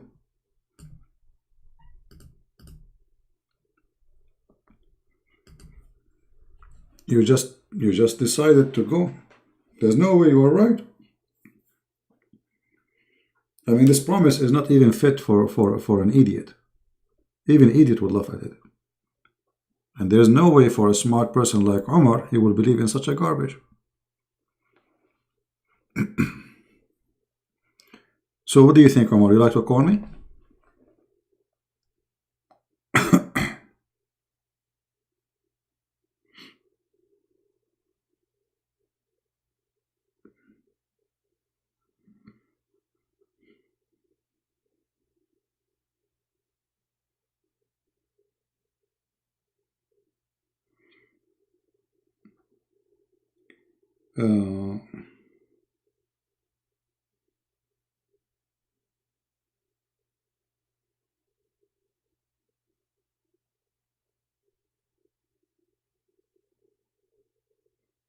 A Muslim sent me this message. I don't know. Can you admit on air that miracle of Muhammad was he was the only prophet that he was ever older than his own father-in-law?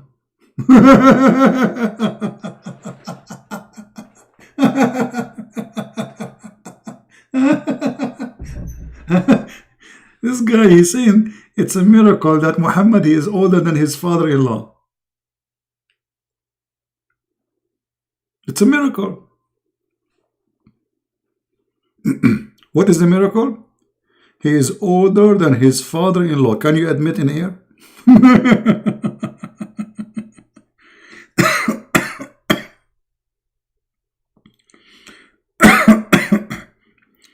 Yeah, let's see. We have a caller. Let's see if he's a Muslim. Yeah, he hung up.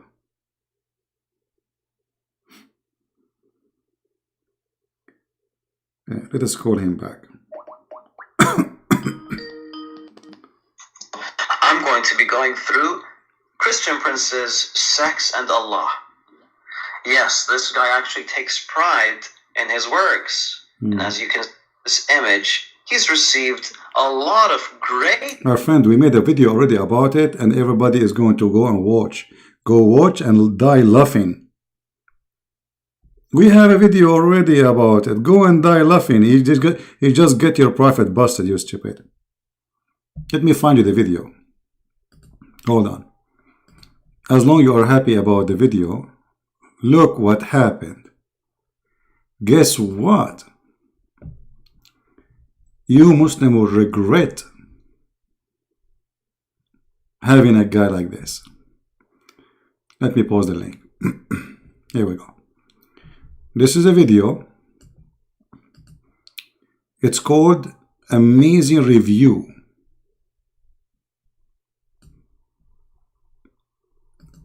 Amazing review of a Brother Farid Sex and Allah book. Go watch it and die laughing. We are the one who's playing it, not you. We love it. Stupid. Yeah, don't forget to watch this video. All right. If you click it, then you go here, and this is the name of the video, and this is in my other account, Christian Prince, which have a small number, as you see, of subscribers. I don't use it much. It's just a backup account, and this is the link for the video. Go watch it and die laughing. I want Muslims that they are proud about their brother to post this video in their channel. It have all what he said there.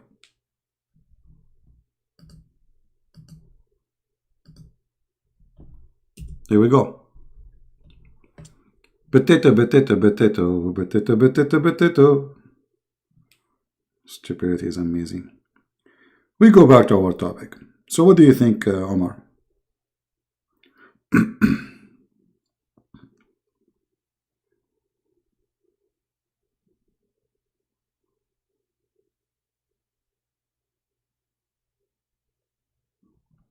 Are you there, Omar?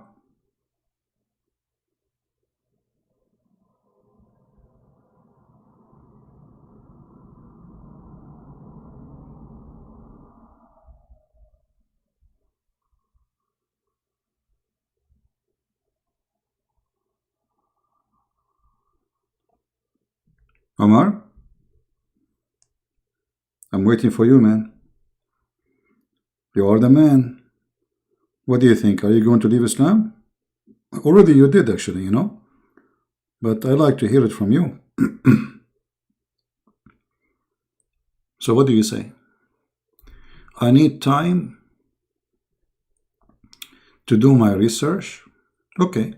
Well, Omar, you know, Omar, he's a smart man. I agree with him that always you should research and, you know, don't take what people say to you for granted.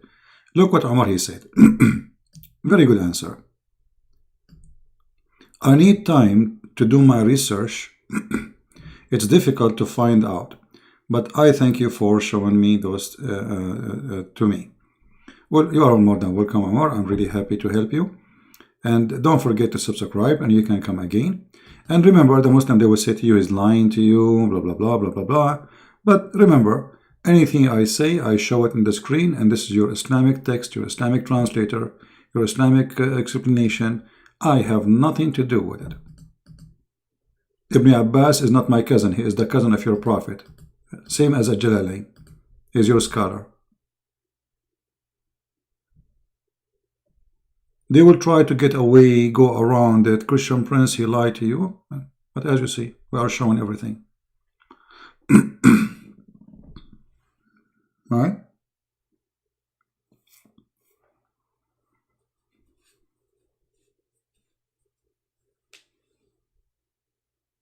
But anyway, anytime you feel like you want to talk to me, the admin already, they gave you my Skype. This website never worked. Look at this website. I mean, this is the most stupid website ever. Never worked, this website.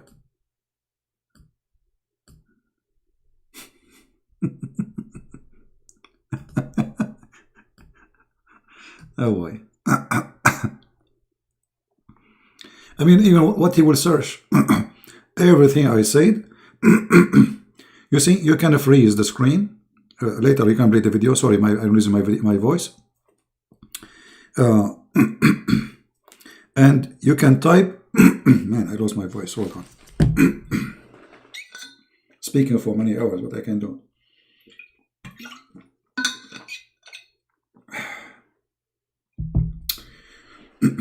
You see, like now, Omar, let us say you want to search for this hadith. You don't even know the number. You can say, okay, I'm going to this website, sunnah.com, and I'm going to type there exactly those words. Kissing you, I would not have kissed you. As if you are copying and paste, and then type the exact word in the search engine. You will find the hadith. As simple as that. So, anything I showed you in the video, freeze the video for a second, type exact same words in Google search engine, you will find them. And then, you know, you have it. Additional to that, the admins were posting the links in the chat so people can have it. You know, let us see this guy. Hello? Hello?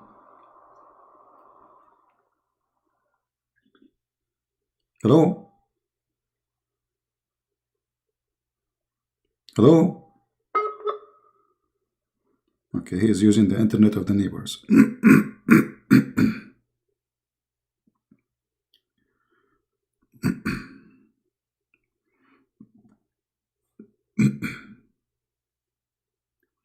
Yeah, but I'm going to go soon because I'm losing my voice and my eyes hurt from a long time. So anyway, guys, I want to say thank you to Omar for being here. Already I can tell he left Islam, so at least today we have one person who is out of Islam already. And today we are blessed with many things and we learned a lot of things. And please don't forget to download the videos, share them with your friends, and don't forget to download this video too, which Muslims are reviewing one of my books. Oh, I lost the link. I posted the link already. You can check it out. So here we go. Phil is posting the link for the hadith. You know, we are really blessed. And today is a lot easier to expose Islam. You see, when I started exposing Islam a long time ago, all those websites are not exist. Not a single hadith was in Arab, in English.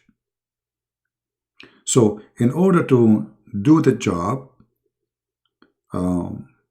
actually, I mean, I cannot imagine how I do. I used to hold the camera in my hand, camcorder, and I bought one, cost me a lot of money because at that time they were very expensive. And you know, the old days, the computer, how they used to be, I mean, the screen, you know, I don't know if you remember. So I hold the camera in my hand. I don't even have like a stand. And then I read and I'm recording with the camera. And then after that, I need to download the video from the camcorder to the computer. And the computers are very slow. You can't imagine. And then after that, you have to do editing and convert the file. And after that, it's going to take many hours to load the videos in YouTube. This is how it was hard to make a video, even 10 minutes for me. Actually, the Iranian TV, they made a program about the most active channel, like the Islamophobia, anti-Islam. And the Iranian government, they choose my video from all the internet as an example. So with this little tiny equipment, I was able to reach all the way to the government of Iran. And every month I receive a ban of video from the government of Pakistan. Pakistan is very active. They send YouTube, we ban this video, we ban this video. It's a threat for security. I mean, imagine a country have nukes are afraid from a Christian prince. They are watching Christian prince. Their people are dying in the street from hunger. People have no houses, there is no electricity, there is no health, and they are worried about my video. This is the concern of Pakistan. They think they can fight us, but when they fight us, they approve us to be right. So I want to say thank you guys for being here. Don't forget to download the videos. As you know, I don't keep videos in my channel for long. I keep them there for a little time until you guys download them. If you have an Instagram, don't forget to subscribe. If you have Minds, this is my Minds account. And this is a Patreon for those who care. And this is additional account in YouTube, which we speak about different topics. It's called the Quality of Life M27. So subscribe there too, because there we don't speak about Islam. We speak about things about us, you know, as a family, as a Christians, about healthy stuff to do, healthy, you know, let us say mentality, how to make choices. So this is different account which have nothing to do with any of the cult of Islam. It's like, let us say, it's like a coffee for us as a Christian, and for sure non-Christians are welcome to talk about things out of this garbage. It's like a break from the cult of Islam. All right. So thank you all for being here. Until I see you tomorrow, I hope, if I can. If I cannot, the day after. For sure, you know, you will see my post if I'm going live on air. But mostly I will be live on air. I mean, why not? Unless my internet is not good. My internet speed is not bad, by the way. It's really good. But usually the download speed is so fast. Extremely fast.